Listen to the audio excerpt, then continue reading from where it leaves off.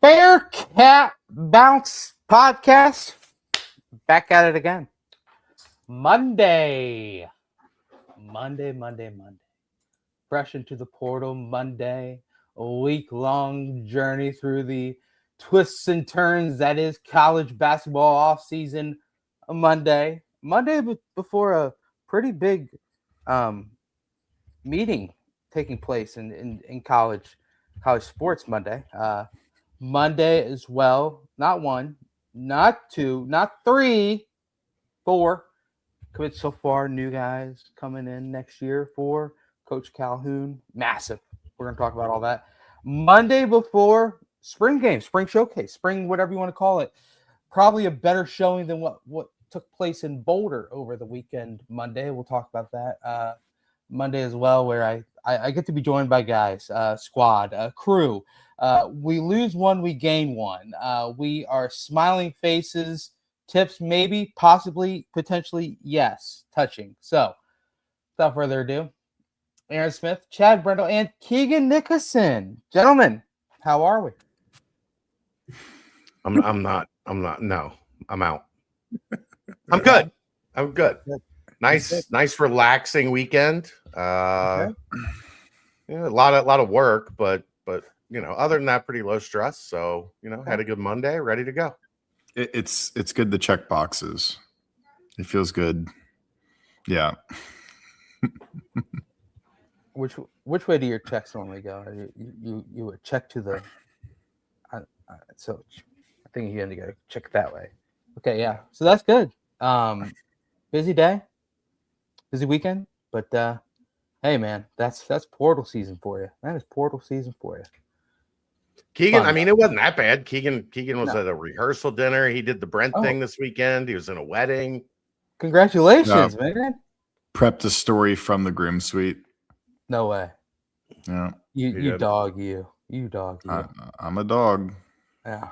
But one of the weddings I went to, Iowa State Cincinnati game. I was indoctrinating everyone to the that the thrill that is Cincinnati football taking place right in front of their faces. So that was exciting. But yeah, good for you, man. It's impressive by you in the groomsmen suite getting a story out.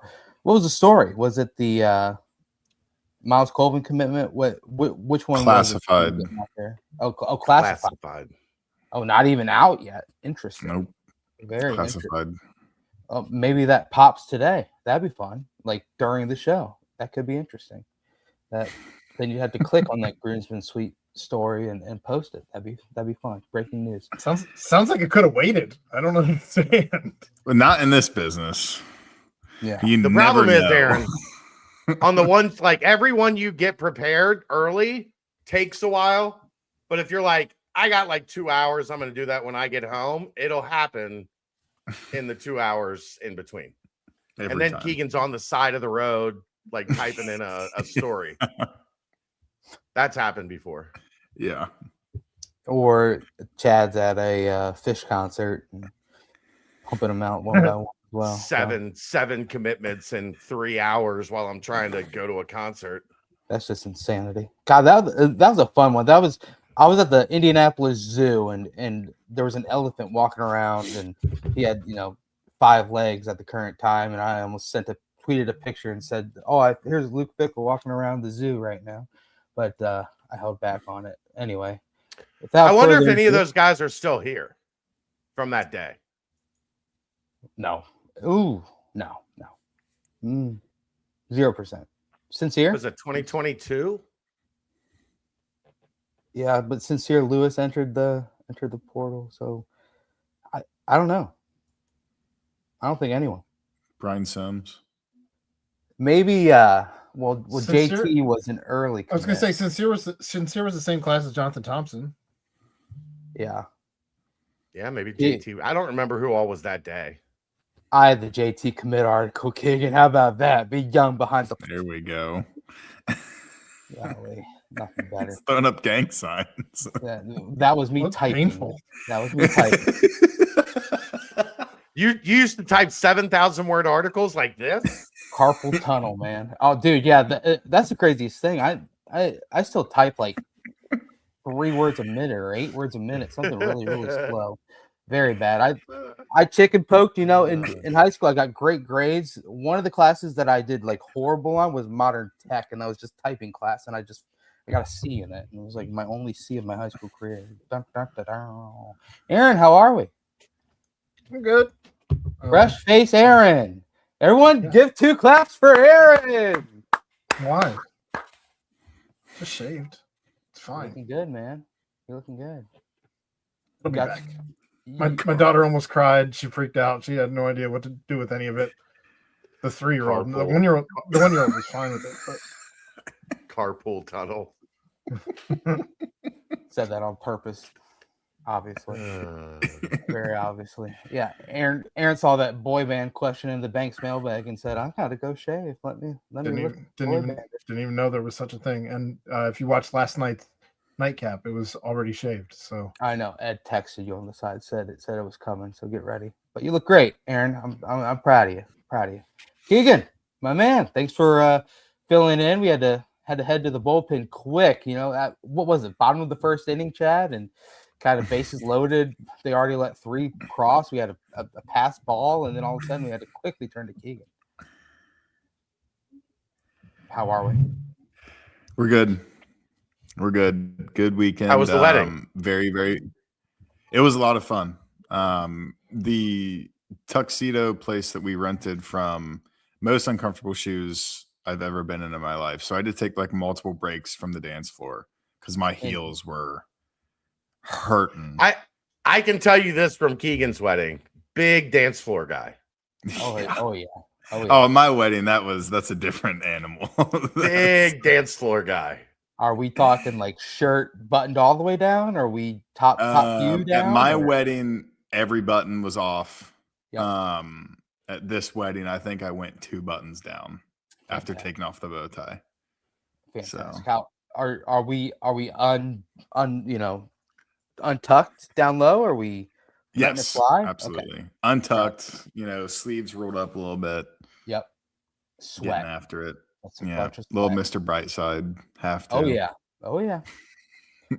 Belt it out loud and proud, Keegan. That's awesome. Were you best man or just grooms? Groomsman. Just your groomsman. Solid. Yep. Didn't have to get up there and sweaty palm your way through a 5-minute speech and then pound. Why weren't you the best man? Like what do you think went wrong between when you met this person in the wedding that you weren't the best man? So you're a great reporter, but not an even better person type scenario, right? Yeah, I'm not as good of a person as his actual best man. Oh, wow. Was it like a brother, or did you like get out friended? It's a church friend that I met in summer of 2024. Oh, that's pretty good work. I think the fact that I was a groomsman is it's that's good. I don't think you can expect. If you hadn't gone to Indiana, it might have played out differently. You're just gone too far, too long. He went to Clemson, so he got here in like 2023. So it's his fault. I was one of the first people he met here. Yes, it's his fault. He should have been here quicker. If he met me in 2023, get that extra year in, maybe I can kind of carve out the actual best man, who's also a buddy of mine, talk down on him, then I slide in. Dang. No, that's pretty good work though. 2024, like a 2-year window to go from not knowing the person to in their wedding. Like, I'll give you not bad. For that. That's pretty good. The best man was Gerard, Chad. Oh, Gerard okay. Neerman. Yeah. Okay. So it's hard to beat Gerard. Gerard's a good guy. Yeah. I mean, I only knew you for 2 years. You didn't ask me to be in your wedding. Wow. Well, I didn't picture that. Picture him being in the lineup.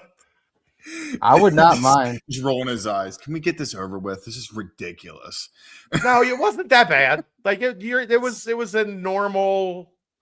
That's my shtick, not his shtick. That's my shtick. It's like a real, 2-hour Catholic wedding. I definitely would have been like pulling the flask out of the pocket, with a straw in the flask in the pocket, like something would have been going on. But no, I'll give Keegan credit. It wasn't a bad lengthwise. It was fine.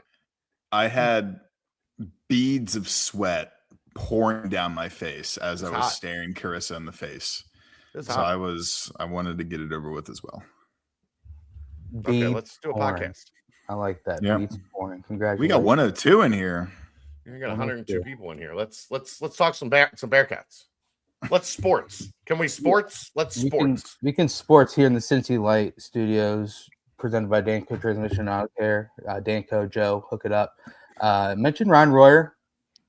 Mention Ryan Royer. You have to pay an extra 10% because $10 off your next oil change, 10% off your next fixing. As you're listening to this, and all of a sudden a new commit comes in, you get crazy. You step on the gas a little bit too much. You got to go in, get the checks, get the oil change. Danco Transmission and Auto Care. We love you, Danco Joe. Shouts to it. So yeah, basketball. Let's talk basketball. Some commitments today, obviously. Number 3 and number 4 so far. And what has been a thrilling transfer portal across the country. If you really take a step back and look at it. First off, you know what's interesting, Brent? What is interesting, Chad? I don't think it's been a great transfer portal week for the Big 12. Like it is.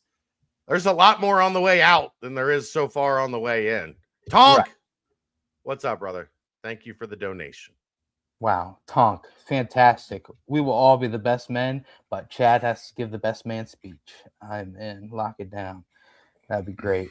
Lock it down. I want to hear an Aaron best man speech. Oh, baby. Is this after 10 beers or before 10 beers? That determines whether or not he's crying or not. Right, exactly. You want before 10 beers, then you have to do the best man speech before the wedding. I remember that time in Fayetteville, Arkansas. Extent of it.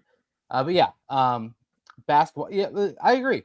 A lot out the Rob Wright and the a lot of going to the NBA as well. When it comes to Big 12 as well. So it's the whole Flory Badunga thing is still wild. It's going on here and there. Yeah, Keegan, you got a question? Chad, do you think Momcilovic will be NBA or do you think he'll sign somewhere? I think he's pretty hell bent on the NBA from everything it sounds like. Ryan Hammer said like end of the first, early second. Yeah, but that surprises me. He would get a bag to come back and go somewhere. 6'8". I mean, generational shooter. I figured that he'd be maybe mid first, but I guess he doesn't move very well, so it kind of makes sense. Yeah, I mean, he's a bench rotational shooter, okay defender, not a if his defensive profile was a little higher, you could maybe see him mid first round. But from everything, it sounds like he's hell bent on the NBA, and it would take like you're going to be in the 50s or something unexpected. Yeah. For him to not go with the NBA route. Yeah. The interesting thing I think is Iowa State was like, look, we got to move on without you. Like, yeah, we're not doing this. You say you're going to the NBA and then you want to come back at the last minute. We'll have already built our roster and spent our money at that point in time. So if you're going to the NBA, you need to also enter the transfer portal and find yourself somewhere else. If you decide college is what you want to do, which is wild considering how big a part of that program he's been the last 2 years. Yeah. And I mean, he pretty much was like, we give you our full support and this, that, and the other, which he probably has a pretty hefty price tag on him too. And all those other players that are looking for that price tag are trying to make a decision probably within the week. It seems like a lot of dominoes have been falling recently. Including for the Bearcats today. Obviously, you guys probably touched on it in any of the nightcaps. I don't know if you did a quick emergency pod or anything with after. No, not yet. We left it for you, Brent. We wanted you to get all the shine tonight, so we have done nothing on the 2 new commits yet. Oh, but you did on David Oweze and Miles Kovven though. Well, we didn't have shows planned that night. Okay. Well, then here we go. David Oweze, Miles Colvin, and of course the two new commits today, both Riley Allenspatch and Tyler Tahada. Let's start. I guess David Oweze and Miles Colvin over the weekend, obviously. Well, Oweze was last week. Chad, pretty much a developmental big. I think you and Dave did touch on that in the BCJ pod. Yeah, I think that was Wednesday, actually. Yeah, I had a solid offer list out of high school, redshirted last year, but was an important piece that was part of the best scout team in the country that Coach Calhoun was saying that he put together at Utah State. Would imagine he's got length, size, not much tape out there on him, but Keegan, you managed to scrap and find a couple of clips. Good for you. Had to go through the depths of the earth to locate those nice putbacks and hook shots, but probably seems to come in as type of that developmental big. Any quick thoughts on Big David Oweze? Kind of a lottery ticket. I mean, it's what you have to do in today's day and age because bigs are so damn expensive and there's just not a lot out of them there that can really play. You need to take a couple swings developmentally and hope a young guy turns into the top of your projection. 6'10", 240, looks like his footwork's pretty good. I mean, it doesn't look like he's got concrete for feet. I don't know a ton about him in terms of, you guys know, like I base my assessments on watching in person and getting a good feel for what I'm looking at live. There's not a lot out there, so it's hard to say, but they've seen this guy for a year in practice. They thought he was worth bringing him on board right away, so give it a try and see what it looks like. But it's good. 7'2" wingspan, I think. Yeah, gotta like that. Yeah, it's kind of like what Carter Wilson told me about recruiting tackles to the football team. Like, you're not going to find a really premier tackle in the portal very often, which is why the Joe Cotton thing was so impressive and so important when they got him. So kind of like what you said, Chad, getting a guy who's like, he looks like he has natural instincts offensively, especially in the paint, but then he has that size and athleticism to go with it, with the familiarity of Jared Calhoun's system and process and everything. So I think it's a good get, perfect get. Maybe he can be a guy who backs up Riley Allenspatch, a guy that we're going to talk about here in a minute, gets those few minutes, and then his redshirt, what would it be? Redshirt sophomore year, he kind of pops off a little bit. Yeah, that's the thing as well. Calhoun did not have to say, "Hey, come with me, Big Dave." Yeah. It's a scenario where he obviously saw something that he liked, saw the potential development, and everything worked, numbers and everything else wise, and so he's here in Cincinnati, and will obviously be as Coach Calhoun, if he goes down in history as one of the best coaches ever in Cincinnati history. The very first question: who was the very first commit of the Jared Calhoun coaching era? And there's your answer, David Oweze. David, if you're familiar with one of my favorite musical acts, De La Soul. Oh, David, okay. It's so easy. Is it going to be so tough? Easy. Is it Oweze? So easy. A Wheezy F baby? Like, what are we wrong with? That's what I said. David Oweze F baby. That's what I said. That was my joke. I didn't even hear you say. Cite your sources, Brent. Jeez.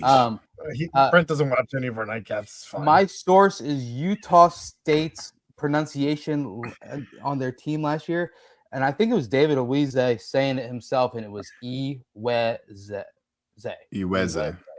Okay. So, but we'll probably get a full breakdown here soon. So yeah, welcome to the team, welcome to the squad, and then next comes on Friday afternoon.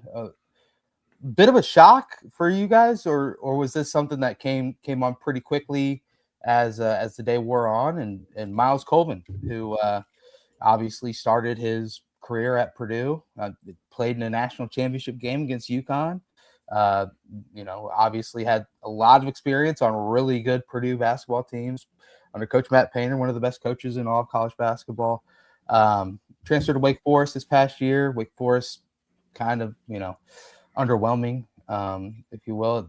I thought they were going to be a little bit better this year, but he had some big moments throughout the season. Seems to be high-level athlete, can absolutely defend. He's shot the three ball well, can definitely drive to the hoop and finish with authority when need be, active defensively. I was texting a buddy who big-time Purdue legend, if you will, Purdue basketball legend. Yes, Chad? You're just going. Okay. Getting comfy. Okay. All right. I'll wrap it up quick. Purdue basketball legend, what he said was that as long as he works on his handle a little bit, he's going to be really, really good. He's a great finisher, very athletic, and his shot is getting better and better each season. Miles Kovven, Chad, did he come on pretty quickly? Seems to be a pretty good addition on the wing. It popped up early that morning that there was something growing there pretty quickly. Mm-hmm. And then advanced rapidly from there. That one did not take long. And the weird, as the story goes so far, that what kind of we've heard is didn't really have any connection directly to the staff. It was just, hey, we like you. Here's the pitch. Okay, I like that. Everything seems to fit. Check. Close to be close to home. Play for a good coach, good program, and everything just kind of seemed to fall in line pretty quickly on that one. And that's rare. Some of these things take a while, as we're finding out. Some of these things take a little while to play out and unfold. And that one did not. That one was, some of these guys, you're in the portal for the second time. You're done with all the hoopla. Just here's where I'm going to play. Let's get it over with. I commit. Done. Check. Yeah, I actually talked to a Wake Forest writer today, and I'm going to have a story out tomorrow. So more in depth there. But the long and short of it was Kovven fits best as the sixth man off the bench. They had I think it was like Malik Mays at Wake Forest this year. He just didn't really pan out. So it kind of forced Kovven to be a starter level guy. And it led to some inconsistencies. Like when you look at, I think the last 6 or 7 games, it was like 17 and then 0 and like 15 and then 4. So a lot of inconsistencies. And the athleticism there, he thinks he just needs to develop defensively a little bit more. But you kind of know quickly when he's a starter if he's going to have a really good offensive night. Like he said, in the first 2 minutes or the first 2 shots that he takes, you knew what to expect for the rest of the game. But I like the addition as a really high energy wing who would be able to impact on both sides of the floor and has played some really high level and important basketball in his career. Yep. And that Wake Forest team also had Duke Harris, who was, one of the top transfer portal targets out there right now. So, and he was a high level scorer. So it wasn't like Kovven was asked to take on the brunt of a huge scoring list, but hey, he's long, he's athletic. Fun fact, I broadcasted a couple of his games way back in the day when he was at Heritage Christian High School. Just a little small fact for you. But Miles Kovven in the mix, and Purdue fans liked him. That's a good sign as well. They wanted to bring him back. Obviously that didn't happen. And Keegan, one small thing. Chad and Aaron thought this was stupid and a little bit of an eye roller, but the last game that Danny Sprinkle coached at Utah State before he left and Jared Calhoun took over, Utah State lost to Purdue in the second round of the NCAA tournament. Miles Kovven played 14 minutes in that game, scored 9 points. Who knows? Maybe a lot of eyes on that one by Calhoun and staff, and they were like, okay, well, wow, this other player for Purdue, let's keep an eye on him. But either way, next commitment. Sure. Sure. I just don't want to see a situation where we end up with a coach who just gets all the guys that he played against. Hey, Bill Hey. Self does that. It seems to work out okay. Right now, Bill Self's on the struggle bus. Things aren't going great for Bill Self. Wow. Let's hope things continue to go great for Coach Jared Calhoun. Speaking of going great, a commitment this morning that obviously was starting to turn some heads. And Keegan, you were quick on the jump, putting out a nice little article or two on this one. Tyler Tahada, he is a illustrious career at Towson. I saw in your article you had a little blurb about his final 3 games in that CAA tournament, averaging 31 points per game, shooting like 58% from 3, making 22 of 23 free throws. Just an unbelievable 3-game stretch by Tahada. Chad, when you look at his tape, it's like, it's like a guard in a 6'9" body, the way that he plays.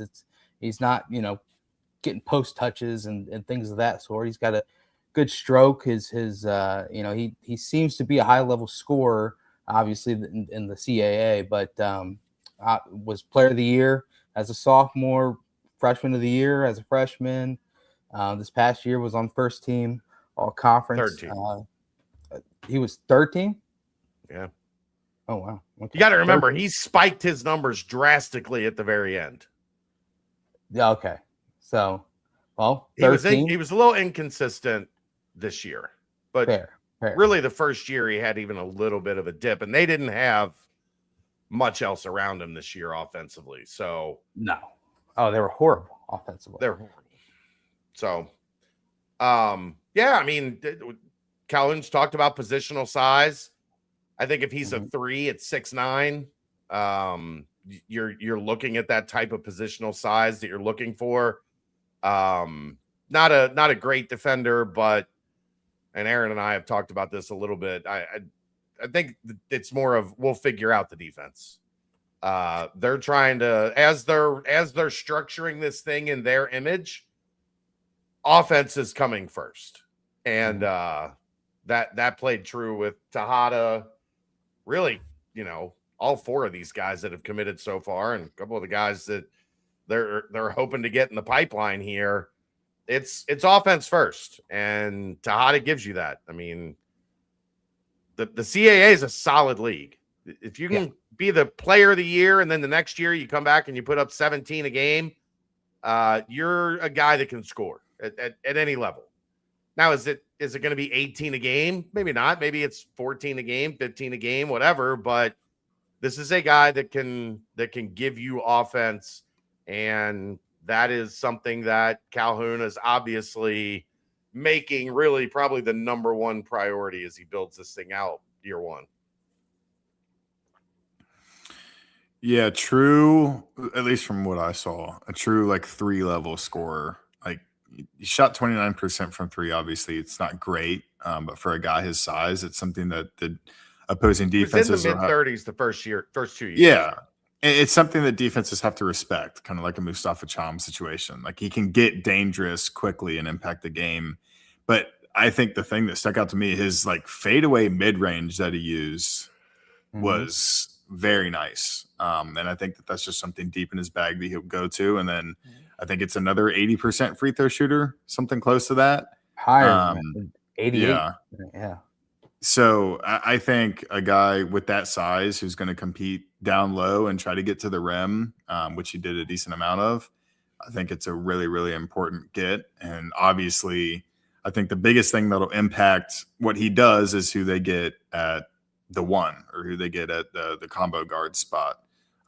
So I think you'll get more context about what Tahada will do based on who Cincinnati brings in to actually lead their offense. So Tahada averaged 17.7 points per game last year. So that's the highest points per game average coming into Cincinnati as a transfer. Since a little trivia time for you guys. I know Chad and Aaron love the trivia time. Keegan, welcome to it. A little trivia time. Highest points per game average from a transfer since. Big Slime. Nope. I'm going to go out on a limb and say Jameel Reynolds. No. Very close Aziz? was no. Oh, whoa, no. Very close was Javen Cumberland. So it was before Javen Cumberland, just to say that. And Javen averaged 17.2 before he came. Was it Fraud Cobb? No, but after it Farad was Cobb, Farad Cobb. after Farad Cobb, Because Farad Cobb averaged like 20 something. right? But Kane it's Broom. after. Yes, Kane Broom. Okay. Congratulations, Kane Broom averaged what 20. 26, 20, 25, 20. He Are we averaged counting- a ton of points. Yeah, Are we counting 23, Sacred Heart? 23.1 is Sacred Heart. Sacred Heart is D1. So Landers. You Oh, would think yeah. it's Landers. Landers had a terrible year before he came to Cincinnati at Memphis, Yeah. where he fell out of the rotation. I think he only averaged 9 a game that last year at Memphis. He averaged more his redshirt freshman year at Virginia Tech. Landers did. Yeah.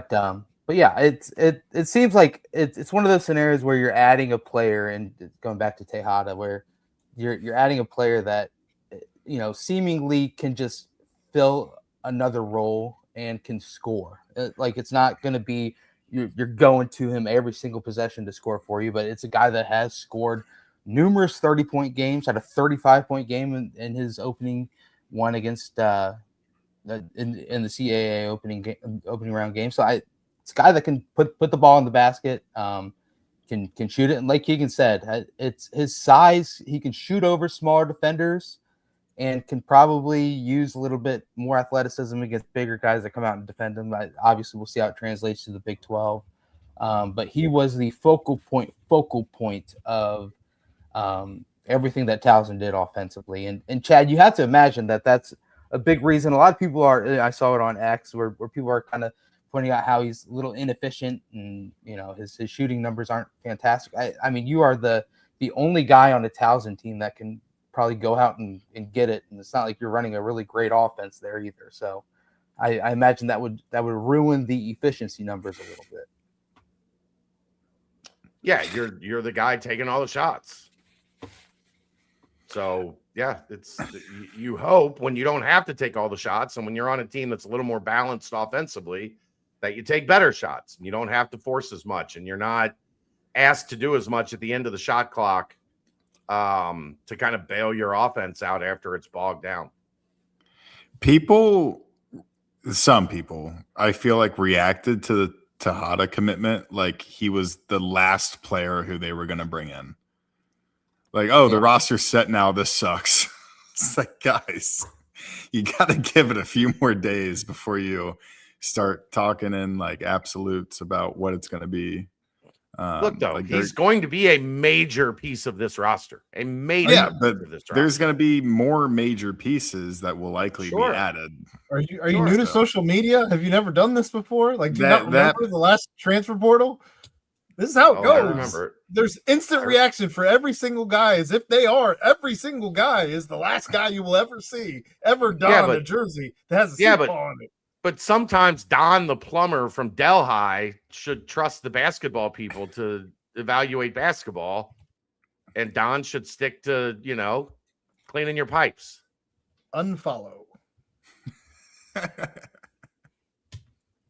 I mean, but like, what if Don the plumber is like a famous like shooter from Hoosiers, like just a hardworking blue collar guy. He's got a great mind when it comes to basketball, though. You never know. I think there's a better chance of him being radio than a great shooter from Hoosiers. Okay, all righty. So moving on, a quick errand. Moving on, another addition was made. Calhoun. That's the funniest thing you've said all month, Aaron.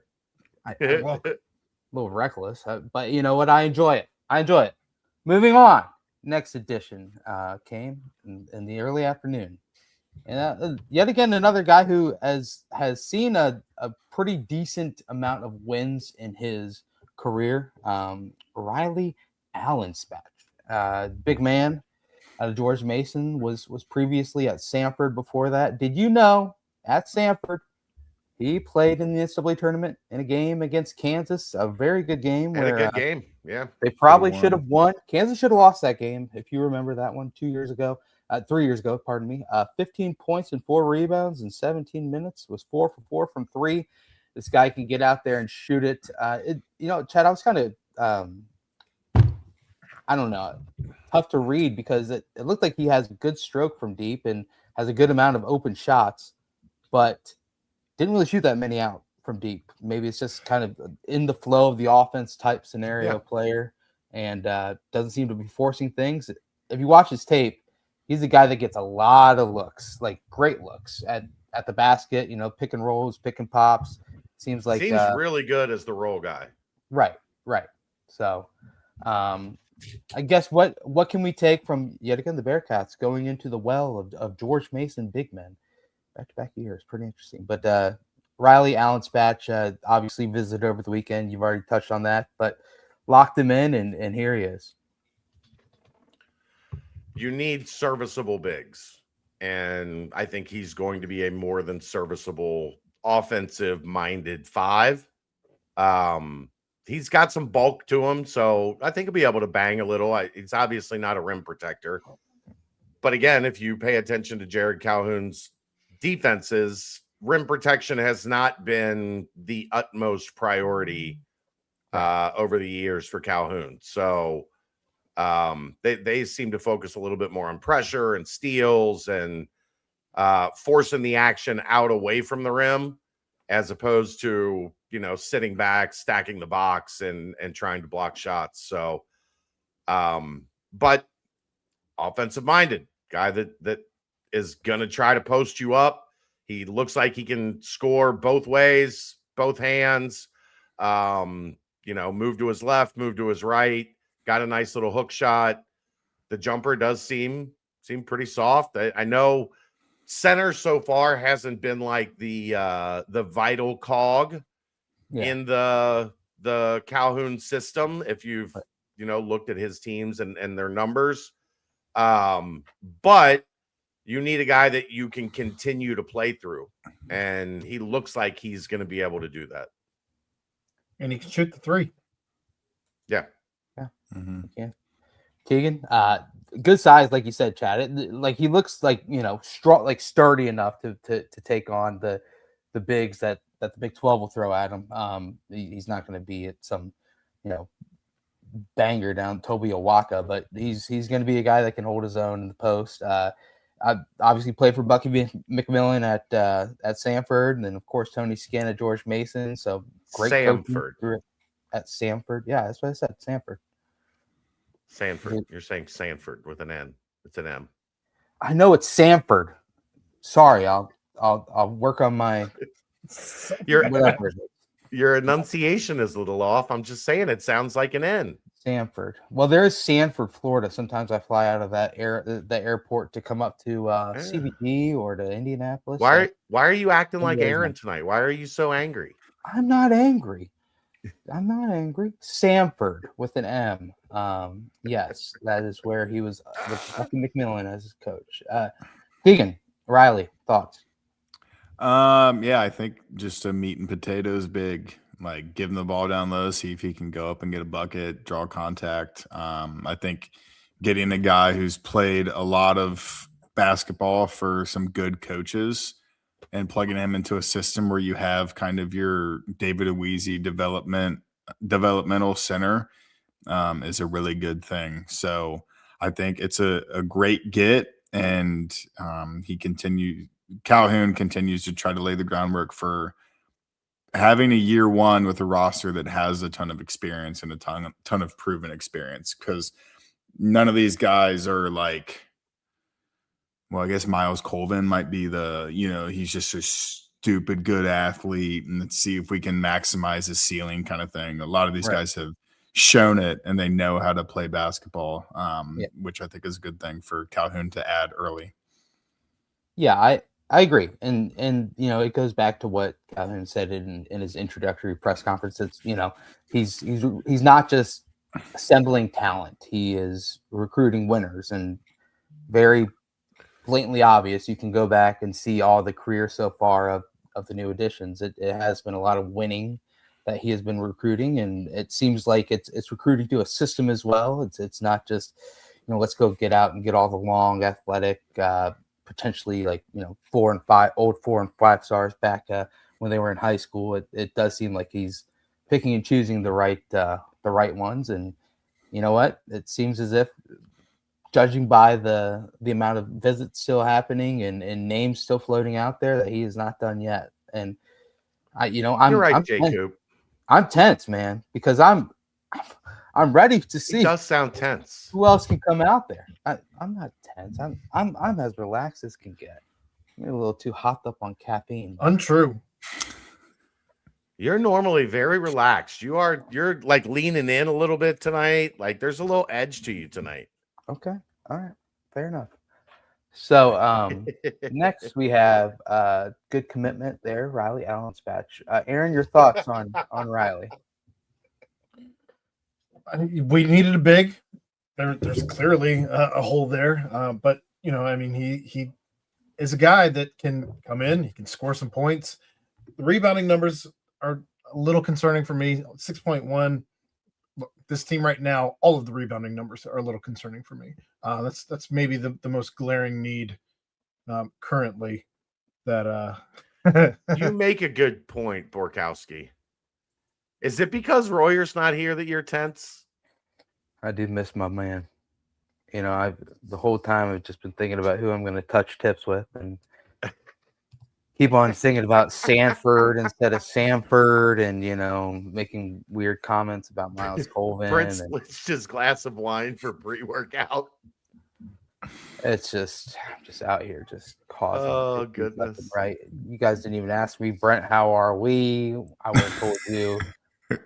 I'm great. I watched the Blue Angels here in my town. They were in town, and your town. It was awesome, and it was an air show. Thousands and thousands of people were in attendance, and yes, I was able to take that in. So thank you for asking. How are we, Brent? And yeah, did you lose money on Scotty? Yeah, I was just gonna ask. Scotty, yes. Taking Goddard up instead of Knapp really nipped me in the butt. Yeah, you know what? Hao Tong Lee had a case of the diarrheas and really screwed Scotty Scheffler's chance there down the stretch. And yeah, that's kind of where we are. Yeah. Just to be clear, Brent and Royer didn't break up. Royer just had some family stuff he had to take care of tonight. So. Unless that was the family stuff. Did you guys break up? He is my family. Yes. Did you guys break up? We did not. If we did, it would have been like a Coachella breakup where he hasn't told me yet, and now he's somewhere not replying to my text messages. So I hope he's okay. That's about it. I think he plugged his phone into a charging port, paid $87 for it, and hasn't gotten it out yet. So we'll see. If he's able to come out of there. But yeah, okay. Shouts to Riley Allen's patch. That's a good addition. Efficiency and productivity have shown significant improvement at both Sam Ford and George Mason. 13.5. Aaron, if you burn the tape, yes, he only averaged 6.1 rebounds. Yes. But if you burn the tape, you see first off, he led his team rebounding. Second off, he has great position on every rebound, backs his guy out, and allows for others to come in for rebounds. I mean, can't ask much more out of a guy than that. I could be exposing myself here, but is 6.1 bad? I don't think it's terrible. I mean, you're not going to go out and average, 10 rebounds a game unless you're Baba Miller or Trey Scott. Yeah. Can't compare everyone to some of the best players in the conference. No. Baba's a freak. I'm just looking up and down the roster, though, and not any of these guys have averaged more than 6 at this point. So I'm just a little concerned where defensive rebounds are going to come from. So I just randomly have the CAA player stats pulled up because I was looking at randomly, our boy, Mr. Tahada. And 6.1 would have been the 10th best rebounds per game in that conference. Let's see where A10 it stacks up. Yeah, I mean, Riley Onspatch was 10th in the A10 in rebounds per game. So, I mean, it's not horrible. Okay. Yeah. Aaron thinks you need to be a double-digit rebounder to be a good I don't think rebounder, that. I think, and but that's I think happened literally twice in the past 30 years. I think that there's enough non-con games on Cincinnati's schedule that you should probably be somewhere around 8. I think that's 9, somewhere in there. 9.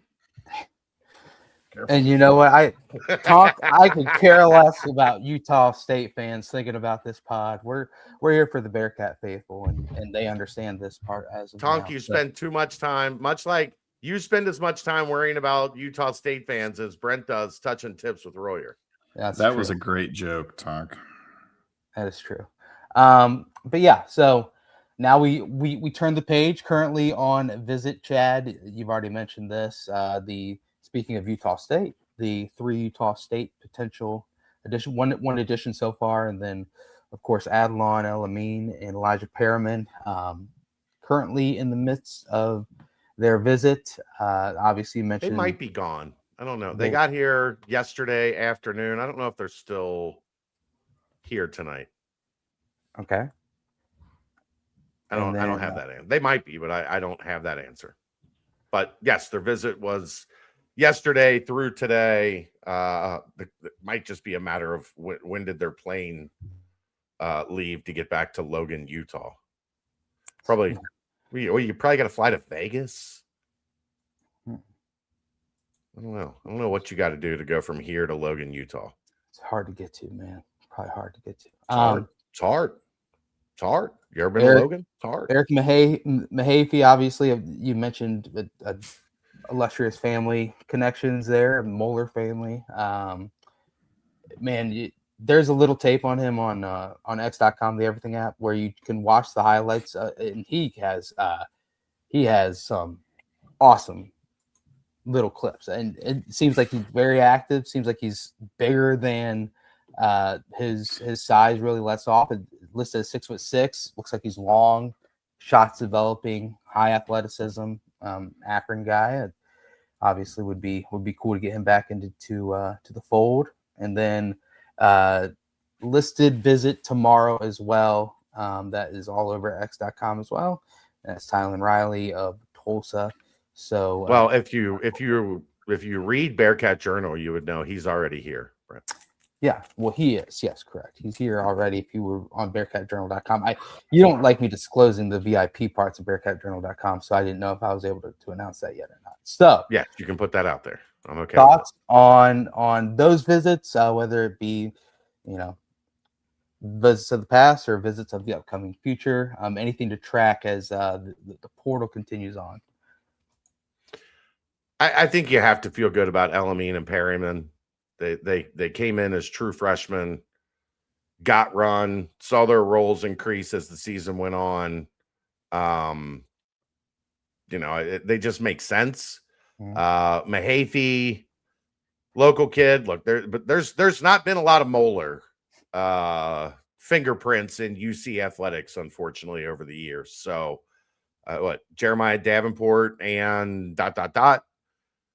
In terms of basketball, there's been very little on the football side as well. But I think he's a guy that on a really good Akron team, showed a lot of promise in his redshirt freshman year.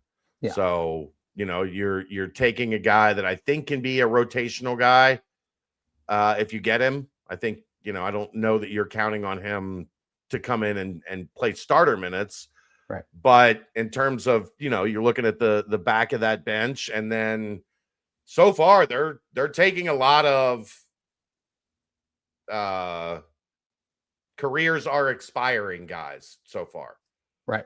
Unless 5 for 5 happens. Yeah, when is that meeting taking place? So I believe they're supposed to meet this week for like the next step. Okay. It could be weeks or months before there's an actual vote, but either way, you're going to need a couple guys. If you're going to build this thing, you're going to need a couple guys that you hope develop and stick around. You would have that if you get Perriman and you get Elamine and you get Iweze, I think is what it is. Iweze.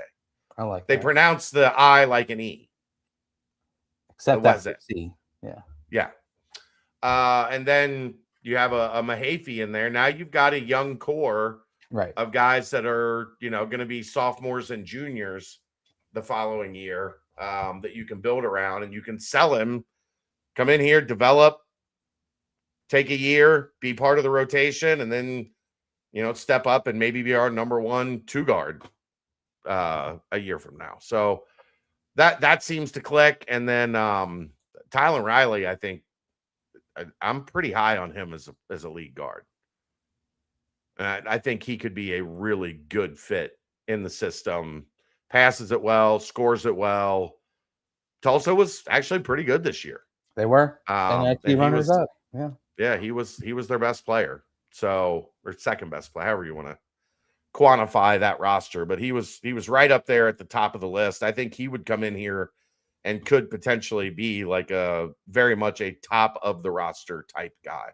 Yeah. So, I mean, the way that Aaron loves free throws. Aaron, have you taken a look at his free throws? Riley's? Yeah. 87%. I'm talking about the volume, not just. I have not looked at no, I have not looked at No, volume. not yes. Oh, go look at the volume, brother. Ooh, go look at the volume. But yeah, Chad, I agree. And then outside of that, is it kind of a see where things lead? Obviously, Rowan Brumbaugh visited over on Friday as well. That was reported. Yeah. My source says still involved. He's at South Carolina now. They're still battling that one out. The interesting thing is going to be is it does sound like there are many others trying to work their way into that one. So if we don't see a commitment, either UC or South Carolina, and this thing extends, then I would kind of get a little worried. I don't get too worried if it's I'm down to 2. I want to see this school and this school, and then I'm gonna make a decision. If it's now, there's an SEC school that's involved, and I know just from following who he's following, and like BYU is trying to get in there as well. I'm guessing there's a lot of good fishing out in Provo, Utah. But there's, there's still a ray of hope on Rowan Brumbaugh, but of those 4 guys, like any combination of those guys, I think make you better. And you're dealing with some youth there as well. Indiana's got to be out of it, right? Oh yeah, I would think so, yeah. And then on the Moeller thing, Chad, you forgot a really big one on the football side. You would ask to talk to him 2023. Oh, Landon Fickle. I did ask to talk to Landon Fickle every practice in 2023 and never had my request approved. Huh. I just had a couple questions for him. I'm sure you did. Aaron, Who was the other one? It was Landon Fickle, and then Brady Hoying. Brady Hoying, who was Luke Fickle's nephew. So after every practice, they would be like, "Who do you guys want to talk to?" And I would be like, "Landon Fickle and Brady Hoying."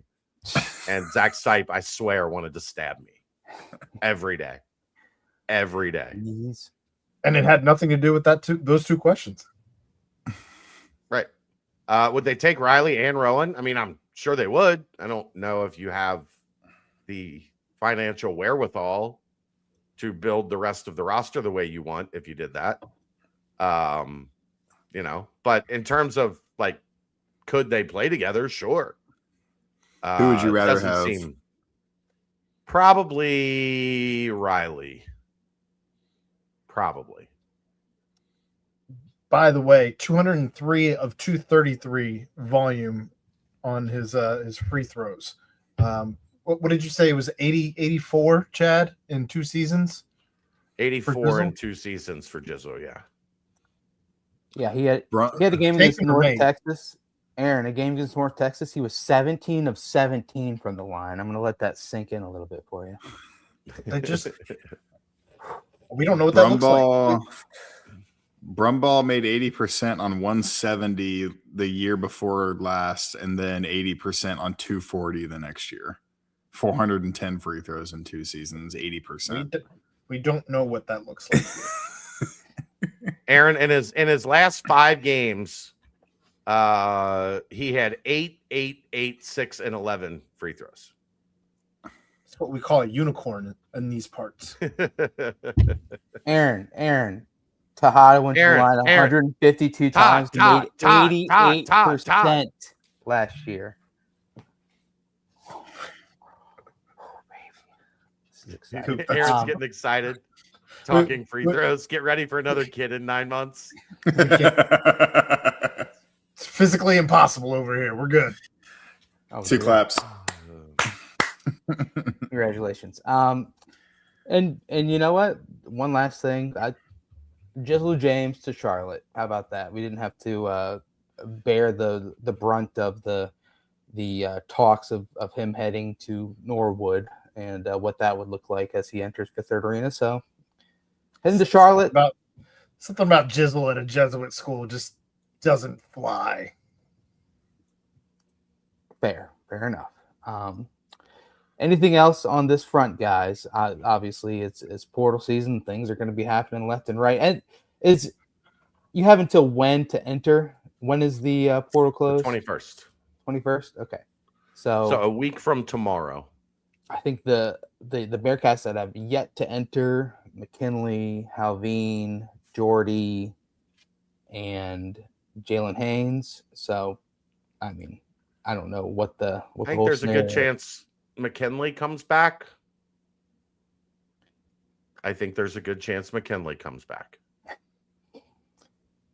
But all right, Keegan. Anything more out of you? We ready to say a little timestamp and rock and roll on? Timestamp. Lock it in. Go ahead, Keith. This Quick Paper Supply, your local and family-owned restaurant supply company for all your non-food products. Quick Paper services over 150 restaurants with weekly, low minimum next-day deliveries, providing a wide range of food service products from to-go containers, cups, custom printed products, eco-friendly, and much more. They also have cleaning and restroom supplies for all your janitorial needs. Call Nick, 513-470-2029, and reference Bearcats for 20% off your first month of purchases. Boom, baby. Do we want to riff with Keegan, or do we want a quick football combo, or we want to? Mailbag. It's kind of a. I don't know. Keegan, are you got questions ready to riff? Did you come up with 3 riffing questions in the 17 minutes you had to prepare for this podcast? It was 18. Well, I wasn't told to, so no, I didn't. It's more like 17 seconds since you just dropped it on him and threw a cold fish in his lap. We need a football, basketball, and like a bank style question. Oh, hey, if you right? want to roll is that what that it way, usually is? roll that way. Yeah. I mean, Ryan just makes it up. It's normally like a footballish, a basketballish, and then I've got a basketball one. The TTT of the week as well. Okay. Which former player do you think would have had the most success in a Jared Calhoun offensive system? Ooh. Like, how far back are we going with former players? As far back as you want to go. Oh, wow. Someone you saw or someone you watched.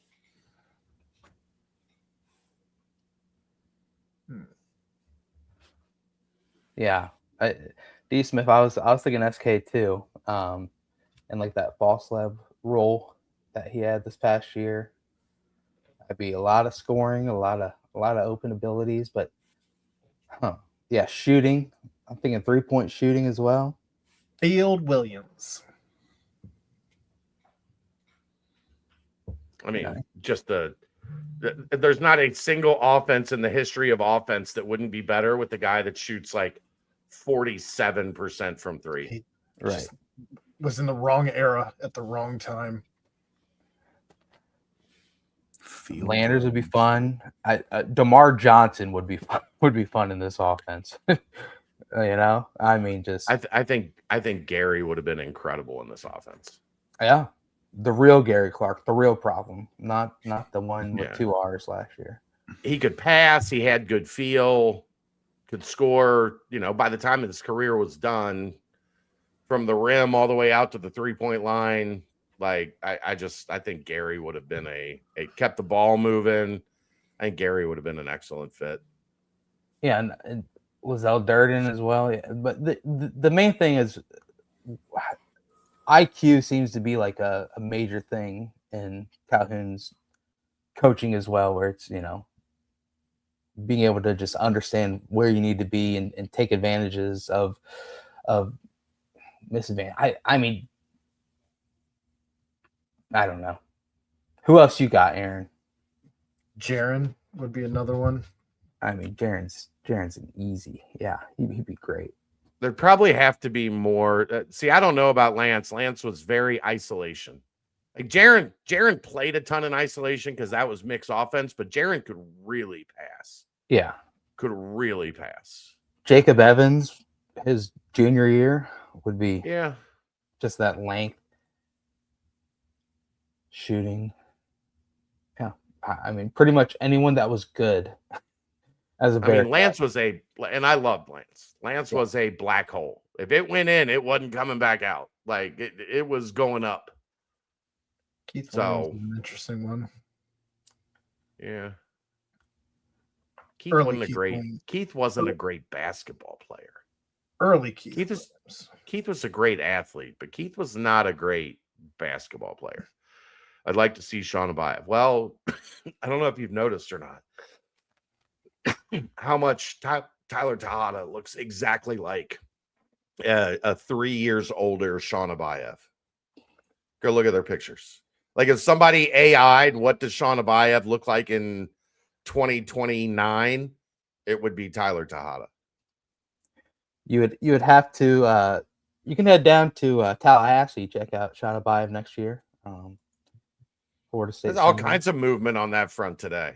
Tyler Betsy back to the league at BYU. Wild.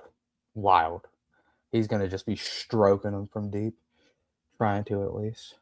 His numbers were kind of crazy at Syracuse, where like he was finally like decent, and then all he can do is shoot. He's a one-trick pony. It's a roller coaster if you look at his like game logs, because it's like one game he's hot, the other game he's not, and all of a sudden at the end he's shooting 40% from three. So there's a lot of 40% shooters that look like that. It's a bunch of games of 1 for 7, and then like 3 games of like 8 for 10. Yeah. Oh yeah. Keegan, do you have one name that you're thinking about that would be nice in the Calhoun offense?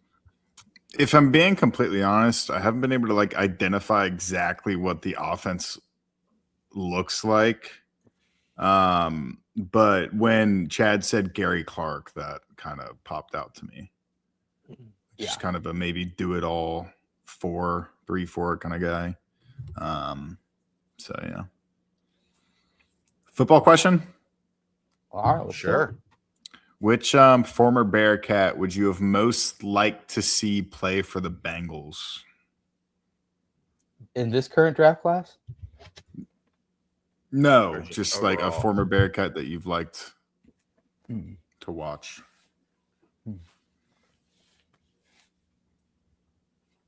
Travis. Okay. Travis and Joe Burrow the last 6 years could have been pretty damn fun. And the Chiefs wouldn't have been the Chiefs without him. Right. Well, you would have had Travis with Andy, which I think Andy would have found the tight end he'd have caught 1 million balls from Andy Dalton. Oh. And then put him with Joe Burrow. Alec would be good.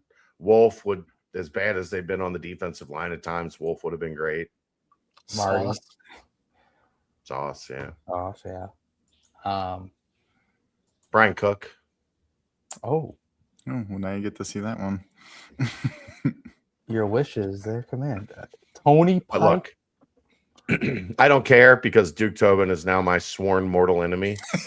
So So Isaiah Peed would have been fun. Keegan was there. He saw it. Did you see him Yeah. shush me? Yes. Shoo me? True. Yeah. Say move as you were walking away from him Old, to get out of his way. Did you Old give him soda a do pop. you know who I am? Soda I Pop own this- Tony Pike.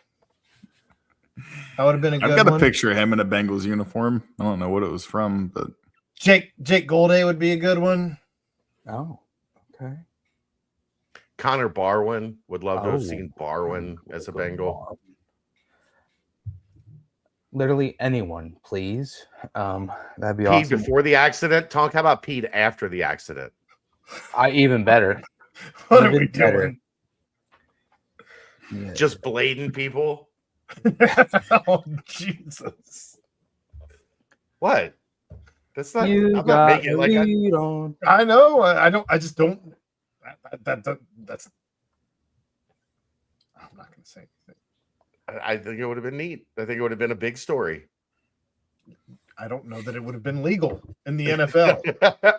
Really? Yeah. I think you're going to say no to that. Think about the heat you would take in 2026 for not letting a paraplegic athlete perform. I think it becomes dangerous for those on the field. They'll come up with something that he could use that would, Sure. ADA. Sure. That'd be fun. Very fun. Oh, Keegan? bank style question now. Well, I mean, who would you want to see on the Bengals? Former Bearcat. I mean, I don't really want to see any of my favorite players that I've watched play for that franchise, so I don't know if I should answer that question. Ross. Ooh, But Jason Kelsey at just an all-time center. Just that'd be nice. Ivan Pace. Oh. Just to put your face in their linebacker blitz all over the place. Okay. Be a good one. Okay, bank style question. Riffing This with is Nicholson? this is normally the T, but yes, it's okay. Go ahead. If you had to eat one Grater's flavor for the rest of your life, you could only pick one. What would it be? I know mine. I mean, it's black raspberry chip. Like, No, it's not. No, it's Oh, yeah.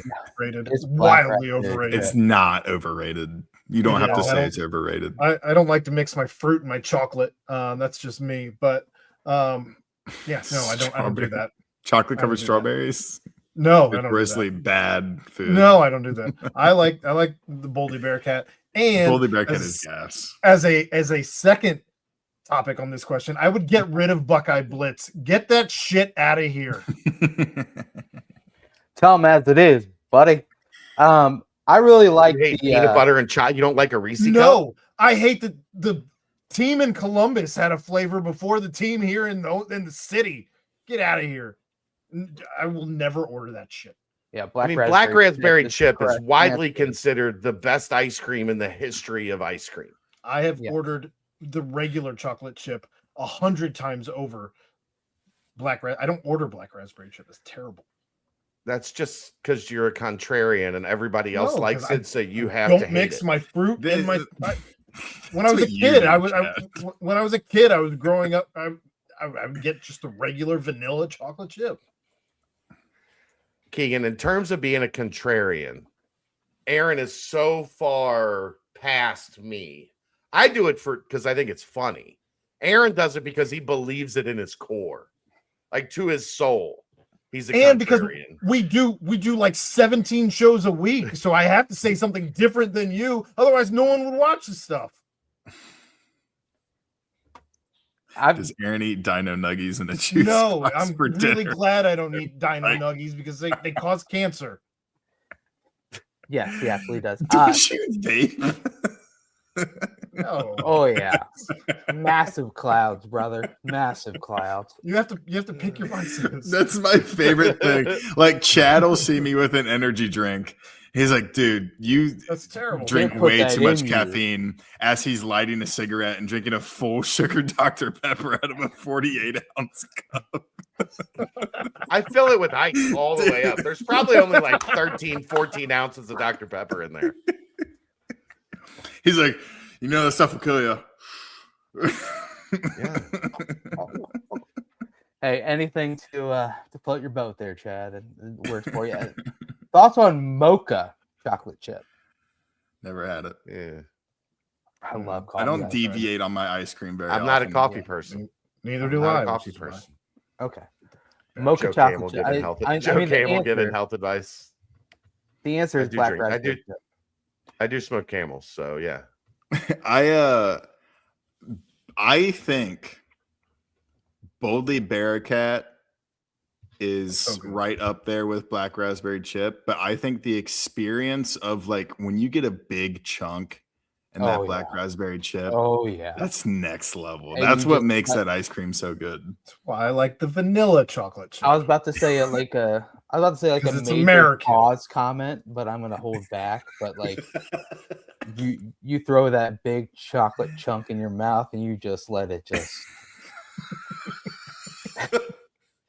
Anyway, that Why was does great. Why does Keegan laugh more like a smoker than you, Chad? All he Right? was missing was the cough at the end.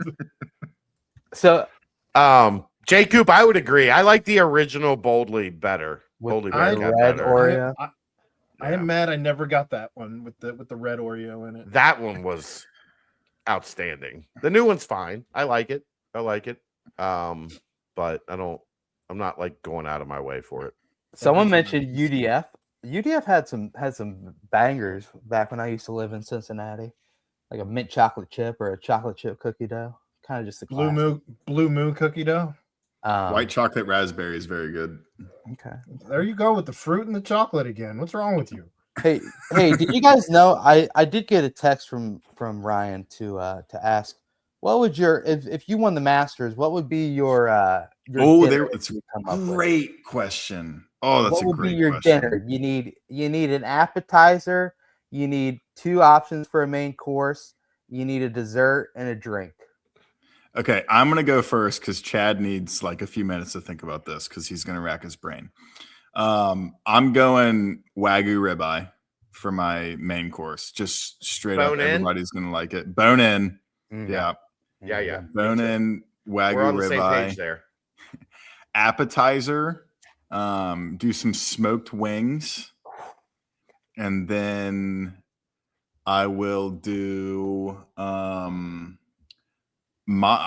just because I just had this on Friday at the rehearsal dinner for that wedding. Mozzarella triangles from Buca de Beppo. Oh, interesting. If you've ever had those, They're good. They're good. very, very good. Okay. And then you said a dessert, Yes. straight up New York cheesecake, New York Oh. style cheesecake. Maybe get, a little like, raspberry Raspberry drizzle, a little drizzle on there. optional if needed. Yes. Okay. Yeah, that would be it. Good. Oh, wait, Aaron? a side, garlic oh. mash. Garlic mash for the side. Okay. Aaron? For the appetizer, I would go with a Taco Bell chicken quesadilla. For the I love you so much. Hell of a start. Let's see. Keep going. for the main dish, I'm gonna get a 5-way. Oh, Yep. right. For the side, I don't know. Maybe we'll go with a couple jalapeno sliders. It's going to be a long line at the bathroom. Or I have the green jacket on. Y'all wait for me. yeah. This is the meal that Hao Tong Lee ate before his final. And I'm gonna have some Boldly Bearcat for dessert. You're welcome. Okay, fantastic. Aaron, is the what's your rack drink? still open in Athens? I haven't seen a rack since Coleraine Avenue. Okay. All right, Chad, what you got? I mean, Keegan has the ultimate right answer. The Wagyu bone-in ribeye. Like that's Oh yeah. that's the ultimate answer right there. Appetizer, I'm going sheet pan nachos Oh, because nachos should go out, not up. are you talking I don't about like like the up. TikTok viral crazy one where they like roll it like that. So I do it a little bit different. I do it with a skillet. I make the topping in a skillet, and then I slide the skillet over the sheet pan of nachos. Okay. I used to though. I used to make individual nachos. Like I would do I've had that. steak nachos. You brought them to the tailgate that Yeah. one time. And you would make every nacho individually. One thing of cheese, one thing of steak, a little bit of sauce or salsa or whatever you want on it. So every nacho was the same. But I've gone sheet pan now. So I love sheet pan nachos. I will go Korean short ribs for my second main. Okay. So Wagyu ribeye, and then if you don't like that, you get Korean pork short ribs. We're not doing chicken. There's not a fish option. We're not doing that here. Yeah. Sides. Ooh, man. I have been leveling up my sides game lately. Two. Really good. Made some really good potatoes last night that you like parboil in baking soda so that when you shake them, they get like a little texture, and then put them in the oven in beef tallow. Oh, wow. Turned them in beef tallow. And then when you get done with them, you put them in garlic herb butter, like in a bowl, and shake it around. I'll do that. And then my homemade shellbows. I'm a big on shellbows now. That's the new thing. Shellbows. I don't know if you've had shellbows before. Shellbows are phenomenal. What is a shellbow? I've never heard that word in my life. It's a noodle, but it's like an elbow, but it's more like a shell. So there's like a little horn that the cheese goes in. I'm looking at it. Stuck in. It's like a mac and cheese. It is like the premier vessel for mac and cheese. Yeah. It's phenomenal. And then dessert, man. I'm going hometown Kentucky silk pie. Kentucky silk. Interesting. It's a creamy chocolate pie with like graham cracker crust and then whipped cream on top. Oh, I'm looking at it right now. It is phenomenal. Very good. Oh, that's fantastic. So there you go.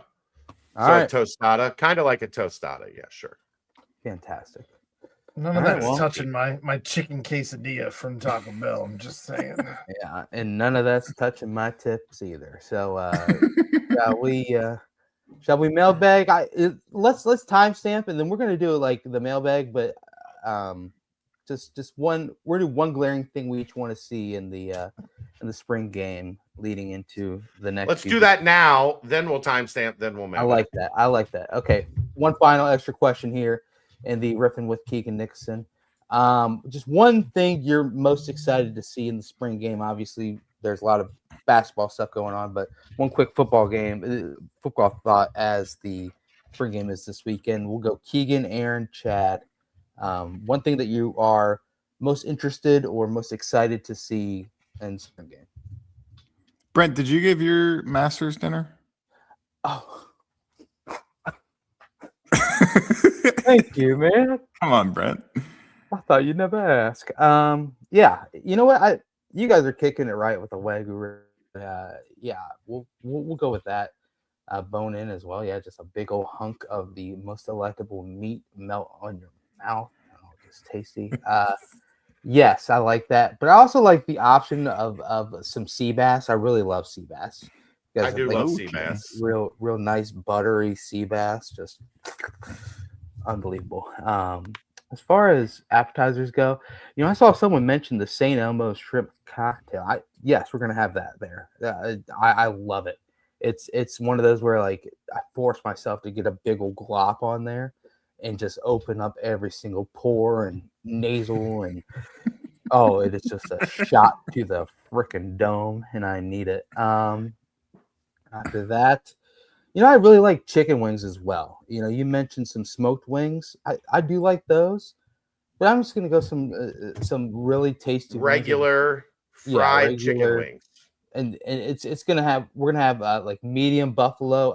Let's go buffalo. I like this medium buffalo, and then some I like garlic parm wings randomly as well. Just some real tasty ones. Really good, just tasty dip. And then sides. Love a good Caesar salad. I'm a Caesar salad snob, if you will. And another side. Man, you guys are right on the potatoes. Let's go some garlic mash. I like that, Keegan. And then for the dessert, nothing beats a homemade chocolate chip cookie, man. Just give me some damn good chocolate chip cookies. Soft, some salt on there, chewy, still warm. Just fresh out of the oven. Like, just throw them on a plate. Ice cream optional. We'll have just a smorgasbord of different graters options. And you can also, in a doggy bag to go, you can have a cheese coney. And there we go, from Skyline. Brent, what about a skillet cookie? Like, everybody gets their own. There's nothing better than a skillet cookie. I think Scotty Scheffler did the skillet cookie. I'm okay with the skillet cookie, but I just want just a good cookie you can put in your hand. Give me just that, just a tasty homemade chocolate chip cookie. I like it. All right. Spring game. I'm most excited to see pressure and interceptions. I want to see the defense respond to the other scrimmage. I want to see Brian Sims have a big day. Maybe if Thomas Johnson's playing, he'll have a big day. Basically, any linebacker, defensive lineman getting after the quarterback. And then I want to see some corners and safeties actually catching interceptions. I think that's something that they need to work on. Okay. Aaron? I'm just excited to get out there on Saturday and actually see this team. This team's been revamped offensively. It's been overhauled defensively. I have yet to see.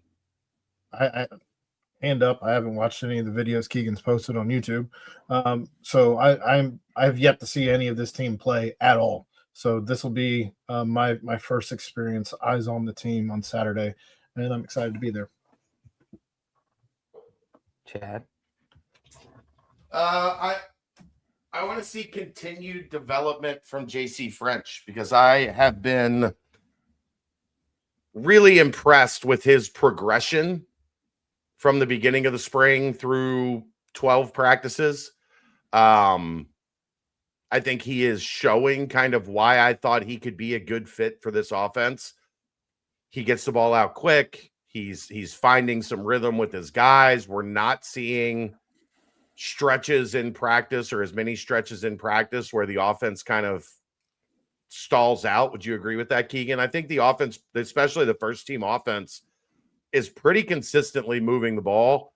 I don't know what the format is going to be, but if they allow some live tackling, I'd like to see what the running backs do live.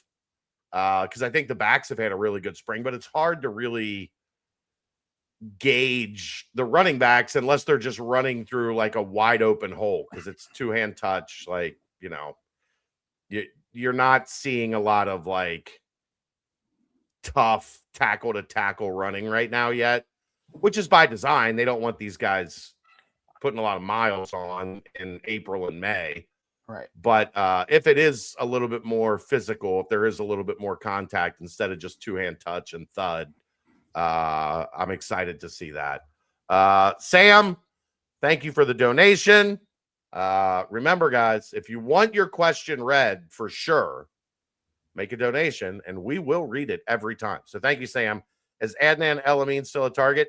Yes. I don't know if Adnan El-Amin is, but Adlan El-Amin, he might be. Adlan, yeah. Yeah.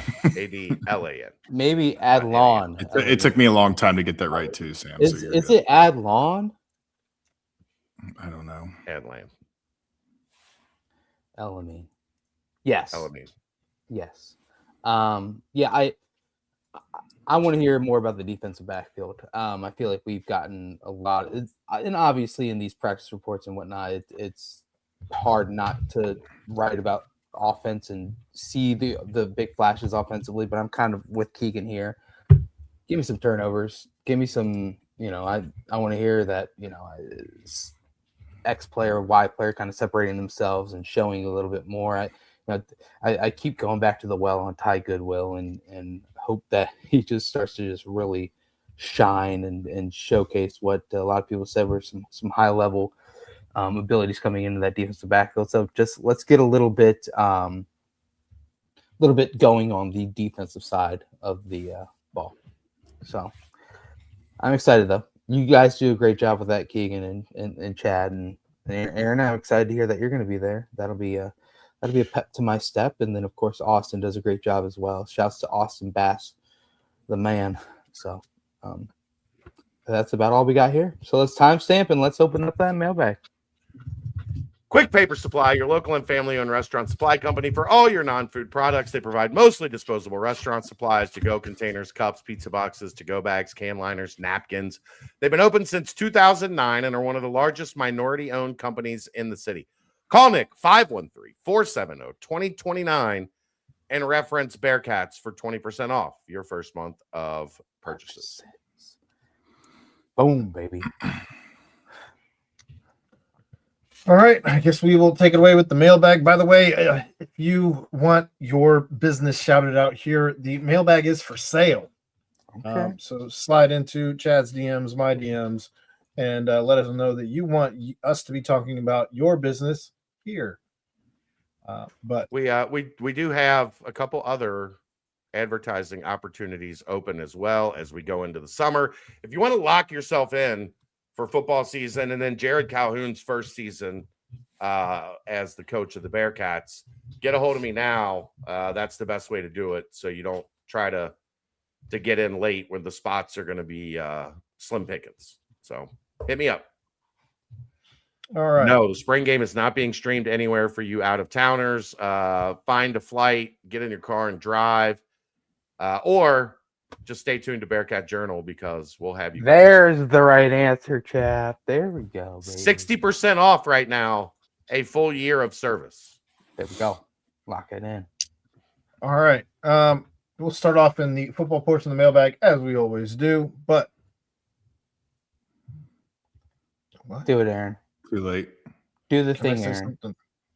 I mean, it's inevitable. We still have like a 45 minutes of show left, so Just, I'm sure just say something like, will get said. say like, why doesn't I'll- Day Thomas drive to the rim more? I'll just give a take that Chad thinks makes me an idiot, like me saying that the college basketball championship should be played in an actual college basketball arena or even just an NBA arena instead of Right. I would get mad at that too. a football house. I'm just saying. But is there another scrimmage before the end of spring practice or just the spring game this Saturday? They scrimmaged Friday. That's covered on the football board, bearcatjournal.com. So no, there will not be a scrimmage Tuesday or Thursday ahead of the spring game on Saturday.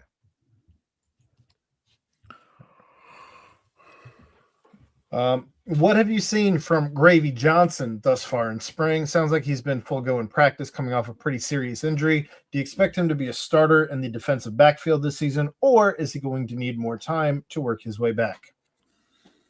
I think over the past week and a half, 2 weeks, he's actually been popping off a little bit. I've been noticing him making some plays, definitely more than the start of spring practice. He's been someone that I've been very, very excited about just because of the length that he has.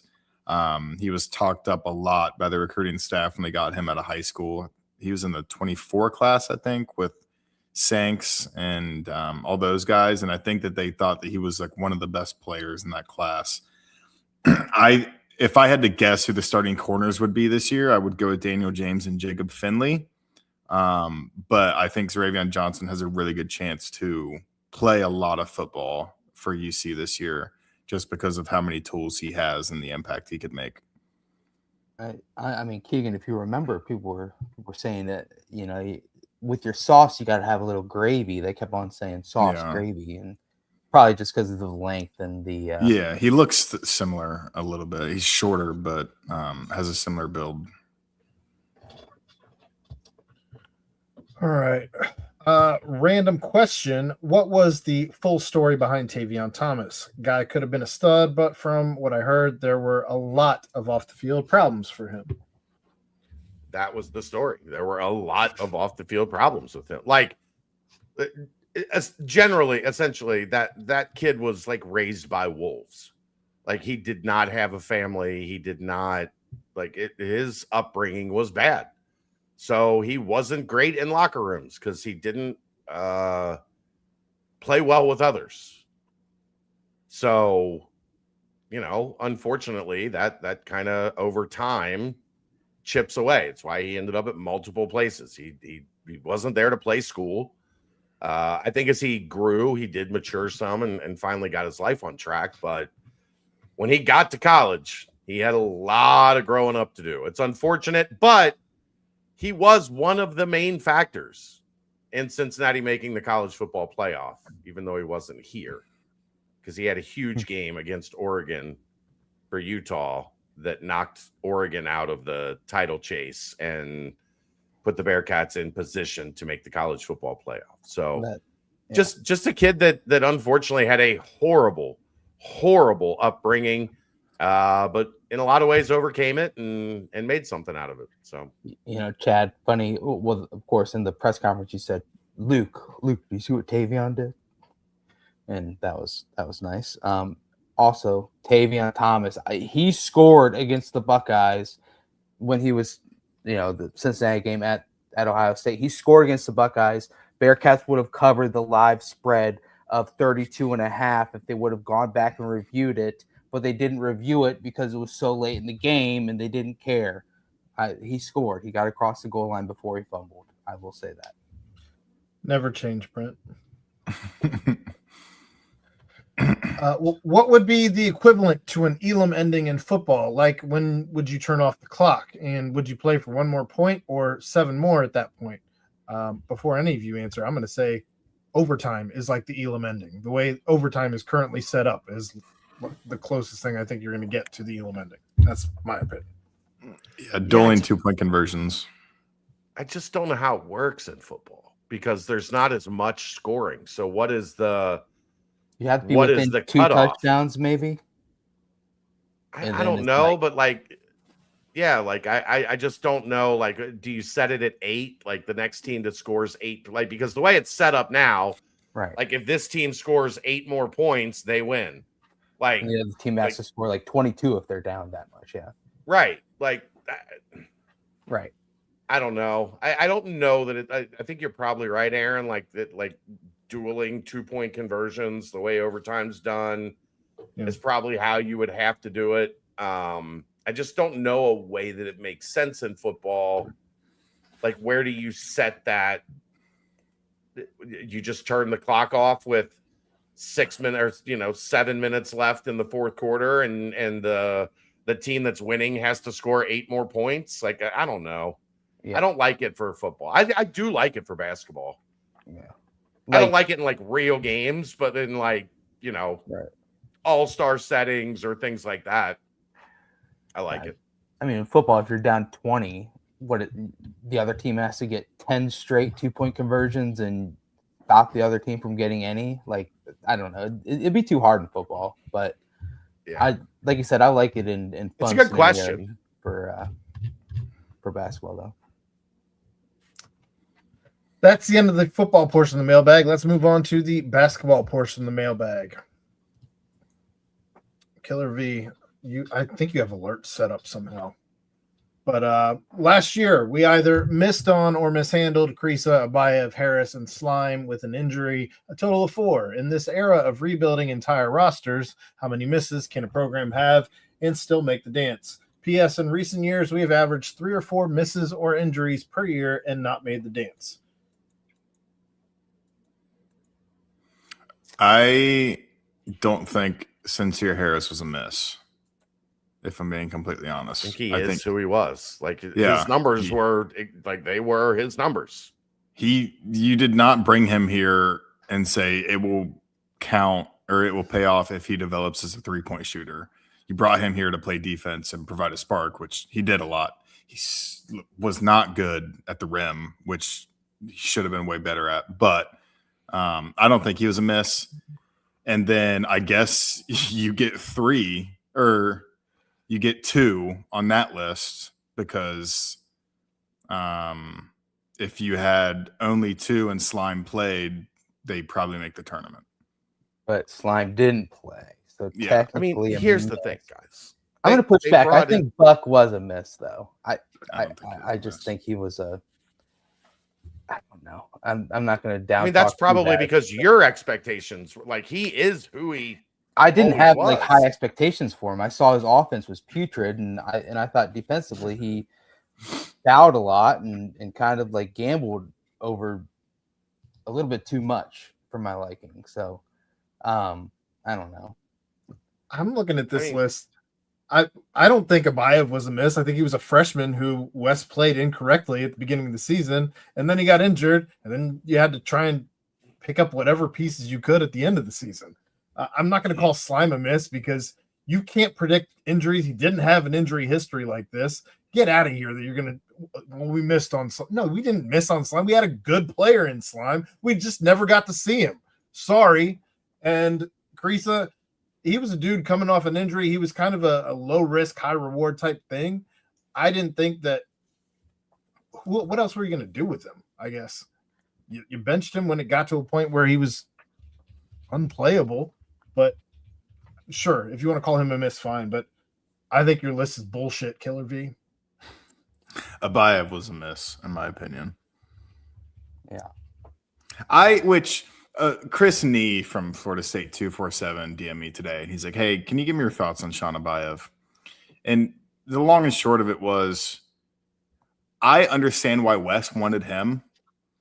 It never really registered for me why he wanted to play at Cincinnati, because his thing they was play isolation basketball and let you just shoot. Like, yeah, perfect. Because Yeah, every player has a green light, including Sincere Harris. I mean. But it's like if you want to be in a good offense, I never understood as an I don't think he offensive wanted to be in player. a good offense.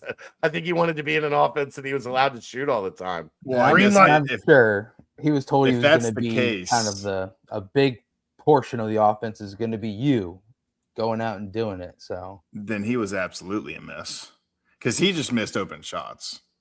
I mean, early on, and he couldn't make a free throw either.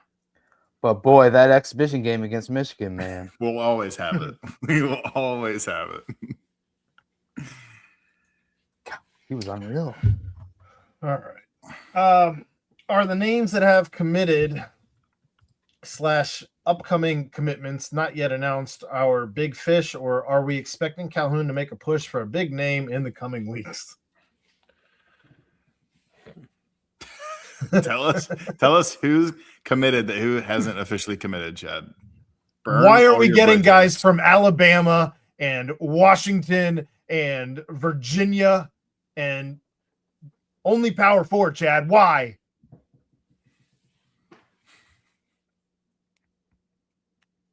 Skip. Next question. Scotty Scheffler, that's a terrible question. Next question. Is that your final answer? All right. Big good talk. Fish. Interesting movie. Very whimsical. Was a good movie. Good Yeah. good call. Over under 1.75 million for Bearcat's top paid portal acquisition. Over. Wait, over.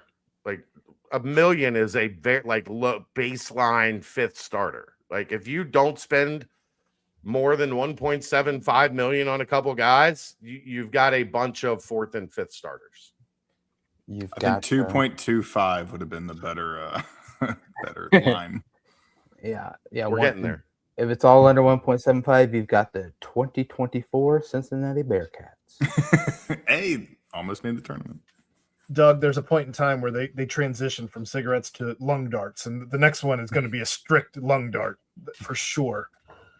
What is that? There's a time that they transition to these. Well, that's your business, man. I'm not putting that out there. That's for you YouTube watchers. For you podcast listeners, Chad flashed something interesting on the screen. Update on Big Slime. Expecting him back as the lone returnee at this point? No. Heck'em boom, Calhoun. Does getting a new coach and turning over the majority of your roster give you an advantage when recruiting out of the portal over teams that may not have as much NIL money? Free up or minutes to hand out? Seems like you would have more flexibility to get higher level guys with that freedom and green field. No, it doesn't. Replacing a whole roster does not give you an advantage because you have to replace a whole roster. You're not getting any like hometown discounts. You're having to go out and build your vision of the Cincinnati Bearcats from scratch. Like, guys aren't giving you a discount when they're coming from somewhere else. They're on the open market and everybody's trying to get them. You're going to have to pay full market price. So there's no advantage to being a new coach and starting over with an entirely new roster. No.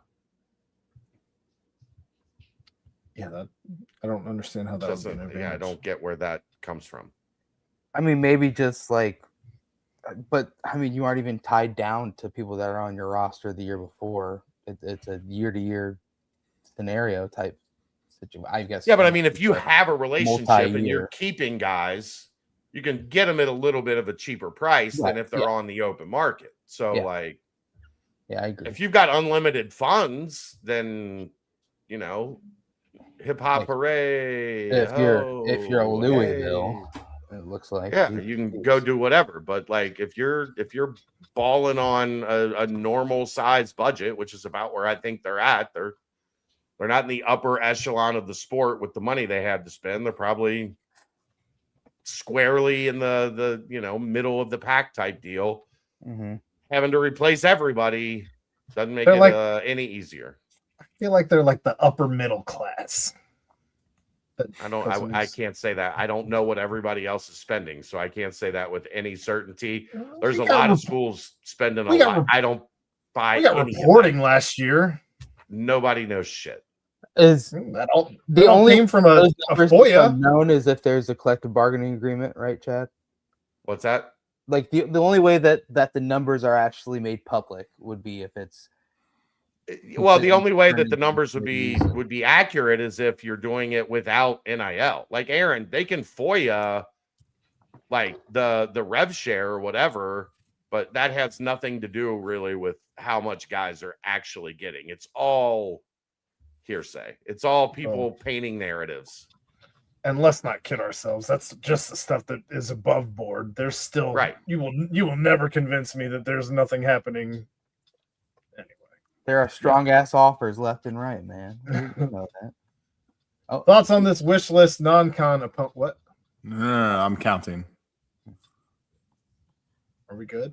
Yeah, I'm just counting. I'm counting wins. Brent's like, tell me to hang on.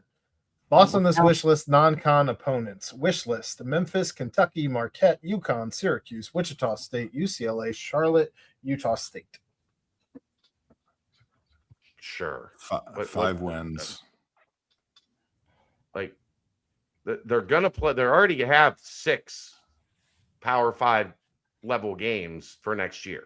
Yeah. So they're not adding. I would be surprised if they added any more than what they already have. Now that we know they're doing the MTE in Orlando, plus you have Xavier, Clemson, Louisville, Dayton. And those 2 games, I mean, all those games would be fun. Kentucky's never going to play Cincinnati, I don't think. UConn would be great, but they kind of right now are dealing with the upper echelon of the sport. I don't know. Wichita State doesn't really have any juice at this point. I don't know why you'd play them. I think he's just doing a mix of like Big East, local American. Big East and American, like just vibes. Yeah, which I can appreciate. Bring me Utah State on a platter. I'd love. I feel like there's probably I feel like you could almost go back in the memory archives and pick out a story for each one of these teams in the past. Yeah. Could you imagine if they hosted Charlotte and West somehow won that press conference? Oh my gosh. If he didn't Diego Guevara his way out of the press conference, it would be a missed opportunity. What would you guys I would retire. What would be your question to him? First question. Hey, how you doing? Hey, man. Long time no talk. You're not pissed, are you? Oh gosh. You try and give him a fist bump. Yeah. Are you fired up? So pumped up. So Cincinnati fired still up. deserve a winner. I don't know. To piggyback off this, and sorry if this was answered in an interview, I didn't see. Has Calhoun been asked for his non-conference scheduling philosophy, challenging / tune-ups, or a healthy mix? I don't know. I don't know if he's been asked yet. I think he talked about it on Mo, Did and he? if I am correct, it was kind of like a we want to schedule good teams, which that's what led him into the premature we're going to Orlando and the ESPN Invitational thing. So he kind of wanted to tell people that they're going to be playing a lot of good teams down there.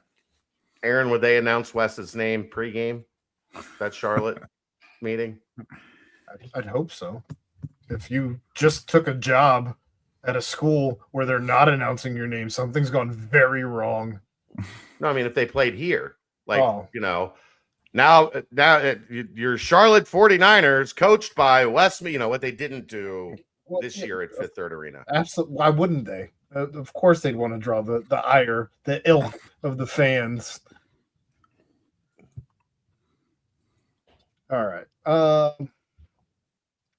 If 5-5 passes, highly likely for the 26-27 season, over under 2.5 for Baba Miller. Why is this highly likely? I don't understand how this is highly likely. Because he thinks whatever it happens in his brain is highly likely. You wouldn't even get in the conversation at 2.5 million. No, it started like 4. Not when two dudes just went to Louisville for $9 million, reportedly. Yeah. You wouldn't. The guy that's going to get you 14, 15 points, 10 4 rebounds. assists, and 10 rebounds a game, you wouldn't even get in the conversation. The agent would hang up on you if you were like 2.5 million. He may not take your call ever again for any client. Right. You have insulted me.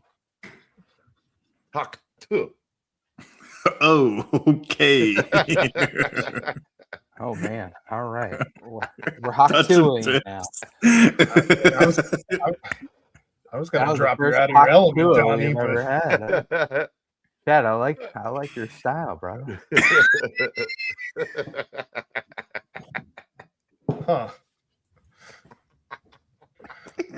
You're just now figuring it out, Aaron? No.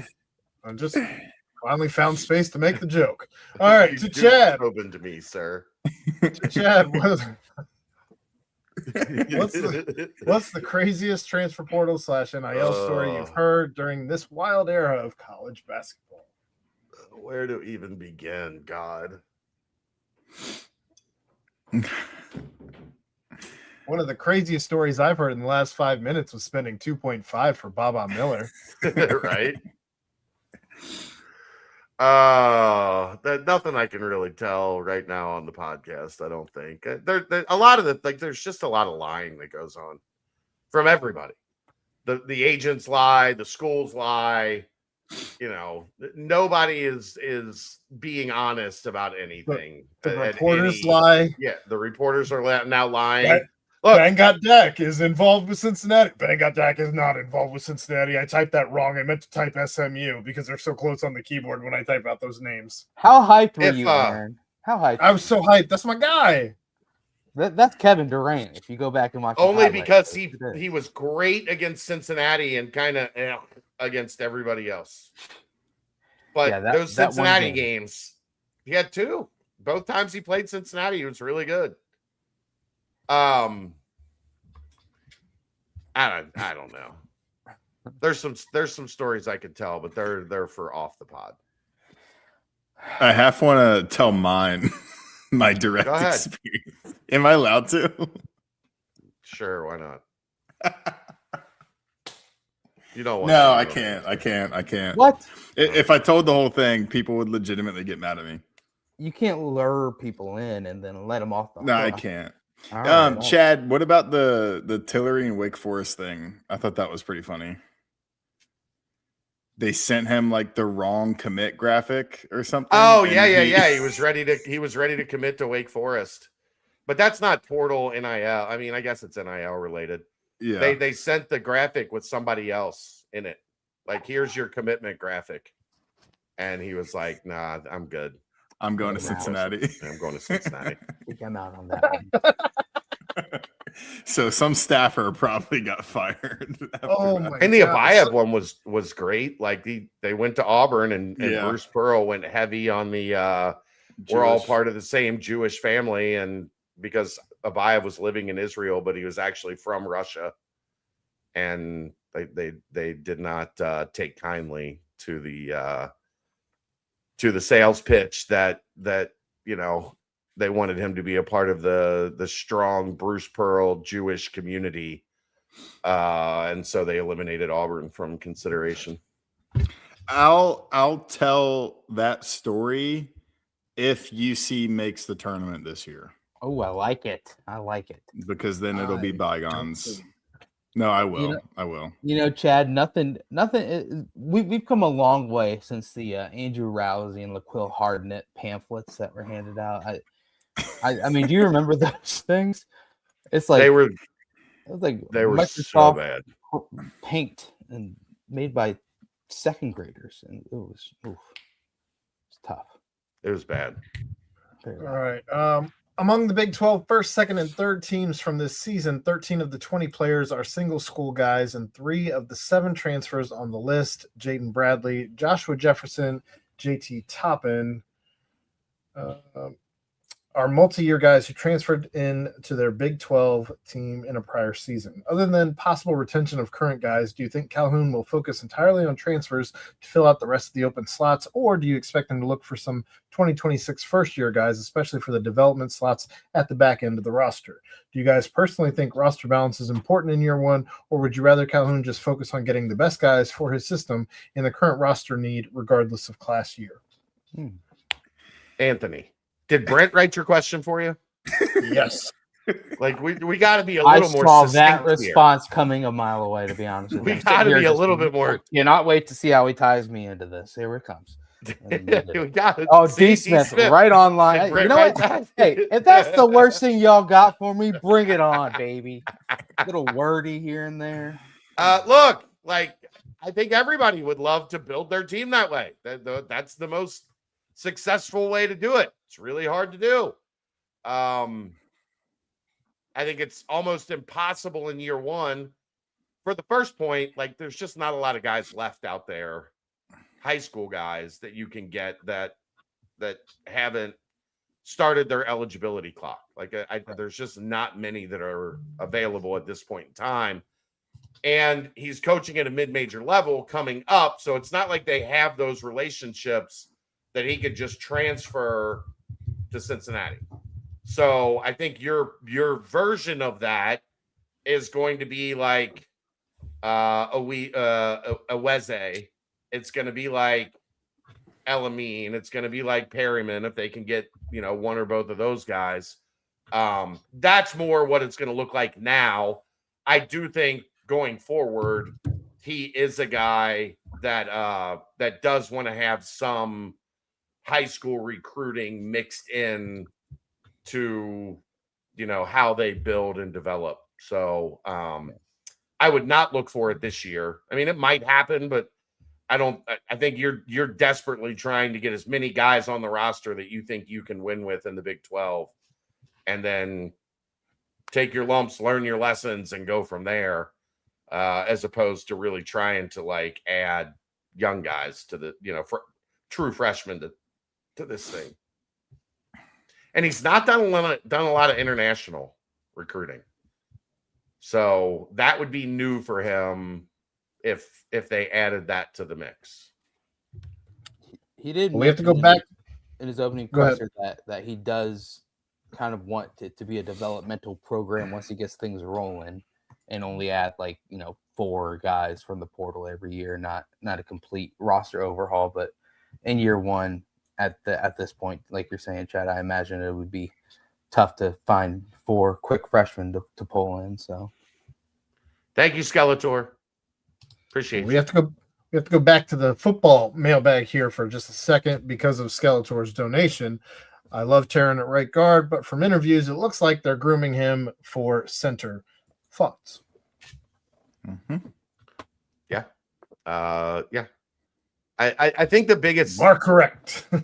I think the biggest thing there is it allows you to get your 3 best guys on the interior on the field.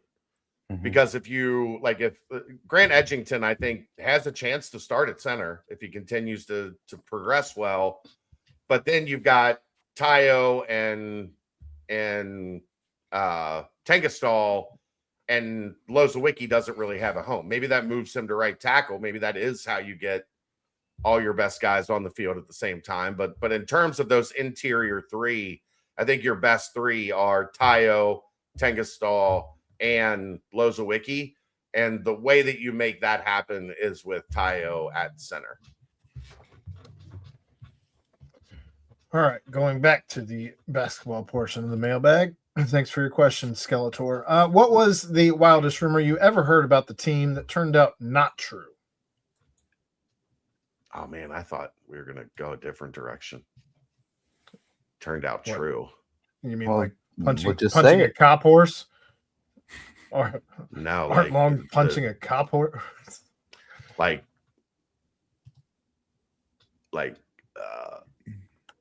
somebody telling Jaron that they were going to kill him.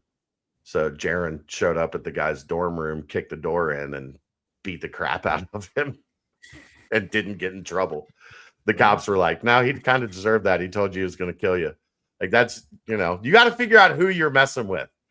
You got to know, if you tell somebody, I'm going to kill you. Oh, boy. D. Smith. Doug, If you tell understood the somebody- assignment. If you tell somebody you're going to kill them, you better know who you just told that you're going to kill them, because some people will react scared to that, and other people will show up at your dorm room, kick down the door, and beat the crap out of you while you lay in your bed. That wouldn't really happen. There's another one that. No. Okay. No.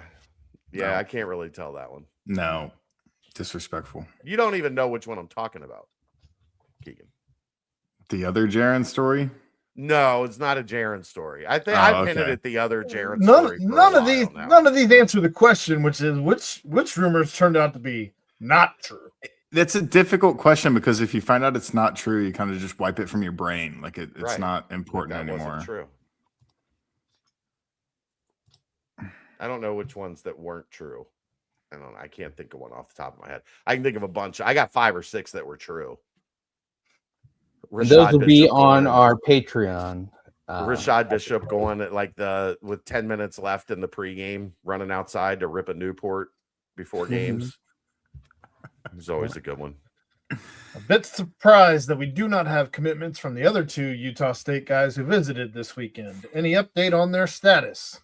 Their visits they came into town yesterday. Their visits ran through today.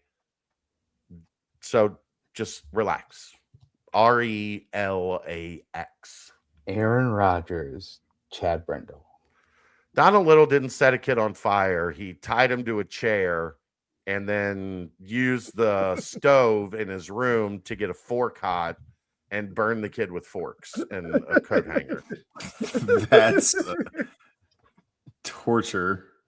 Yes, yes. And he was Kidnapping blind and in one torture. eye. Keegan, the 90s were different, bro. The 90s were different. The things that happened in the 90s. A lot. Roy Bright having a gun fall out of his sweatpants and go off, ending his UC basketball career. The 90s were different. There we go. If Big Slime wants to play another year and applies for that medical waiver, does he have to enter into the portal during this open window? If he wants to play for another team, if he doesn't enter the portal now but applies for the waiver, would he have to stay with UC if granted? He needs to enter the portal if he wants to play for another team. There you go. Yeah. All right. Sorry if this has been answered before. Does Calhoun plan on bringing in any high school guys this year? I don't think so. I don't know where you would find one. Like, I don't know. maybe, but I don't think so. All right, that ends the basketball portion of the mailbag. And we will move on to the banks, the last portion. What is one sport you just can't stand / bores you to watch on TV? I will Hockey. offer up tennis and golf. NBA. Oh, come on, man. Keegan, that's You it's mean very like the stereotypical of tanking you. end of the regular So season edgy. NBA? No, I mean like you just foul. Keegan is so foul. edgy. No one's trying hard. Foul. Wide open three. No one's moving. Foul. Did you not Fun. enjoy the run that the Indiana Pacers had last? The playoffs are fun. I enjoy watching the playoffs, but Well, like the playoffs are upon you, but a sport that just Yeah. can't stand bores you to watch on TV. I mean, the right answer is hockey because it's just impossible to watch the puck. playoff That's hockey true. is, I would is, agree with is that. fun. Hockey in person is a lot of fun. Even playoff hockey, the intensity is great, but watching the puck is very difficult. Very difficult. Mhm. You're just Gotta get looking those around like, where the hell is it now? Gotta get those eyes checked, bro. Eyes are fine. Okay, I'll have a hot take. Soccer. yeah. I'm out. I'm out on Yeah, soccer. I don't love watching soccer on TV. It's another one that's more fun in person for sure. Yeah, I'm out on soccer. Lacrosse on TV Lacrosse in is person. just hockey on grass. I used to broadcast lacrosse. How about that? Little Disband play-by-play. lacrosse. Did you ever call a kid big fella when you were broadcasting lacrosse? That was just the Christian high school national He champion. might.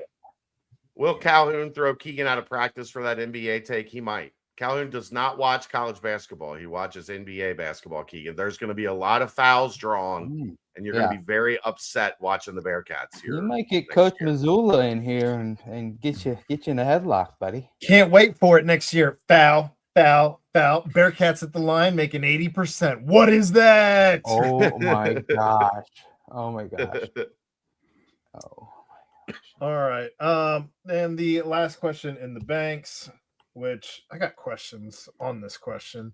But Uh-oh. if you guys had to be a boy band, which one would you be and what would be your hit song? I'm going to say we'd probably be Together, if you remember that. You plus me equals us. Nope. No. Was that a Saturday Night Live parody? No, but it was like an MTV parody on boy bands that Yeah. they actually became something.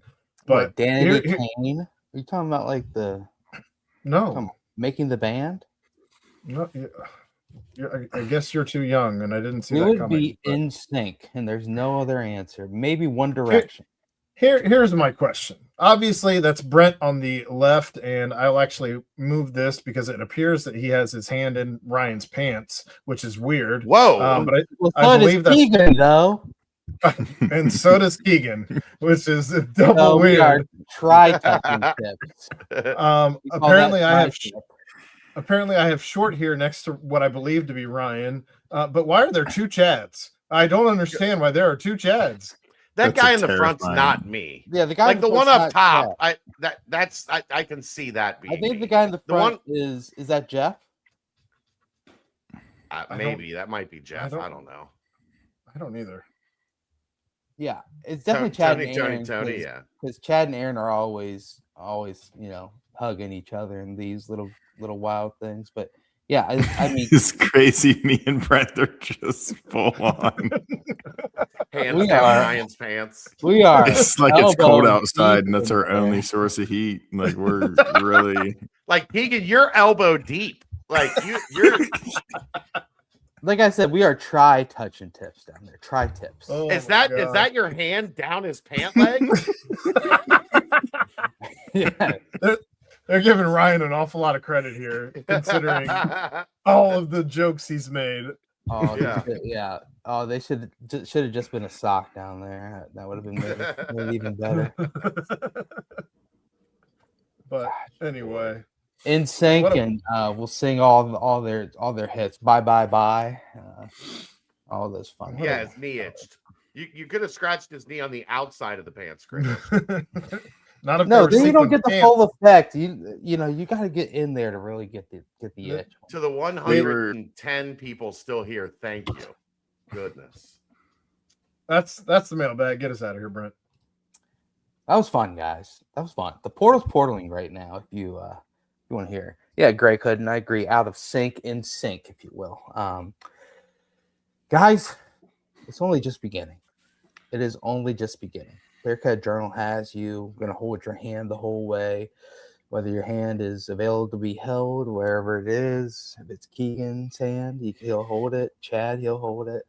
Wherever your hand is, we'll find it. We'll Hold hold it for you. my hand. I want to say it now. Hold my hand. But yeah, we got the spring showcase this weekend as well. Full coverage on that, bearcatjournal.com. But yeah, things are happening a lot this whole week. And for the rest of the month, 60% off, right, Chad? 60% off. So shouts to Danco Transmission not here. Not for the rest of the month. Not for the rest of the month, no. So get on it quick. Shouts to Quick Paper Supply. And shouts for Keegan. Thanks for joining us. Thanks for filling in. Great job. Ryan, we missed you. So without further ado, for the crew, for the squad, for everyone invested here tonight, for Aaron Smith, for Chad Brendel, for Keegan Nickerson, I am Brent Young. Yet again, another fantastic BVP presented by BearcatJournal.com. Sing it.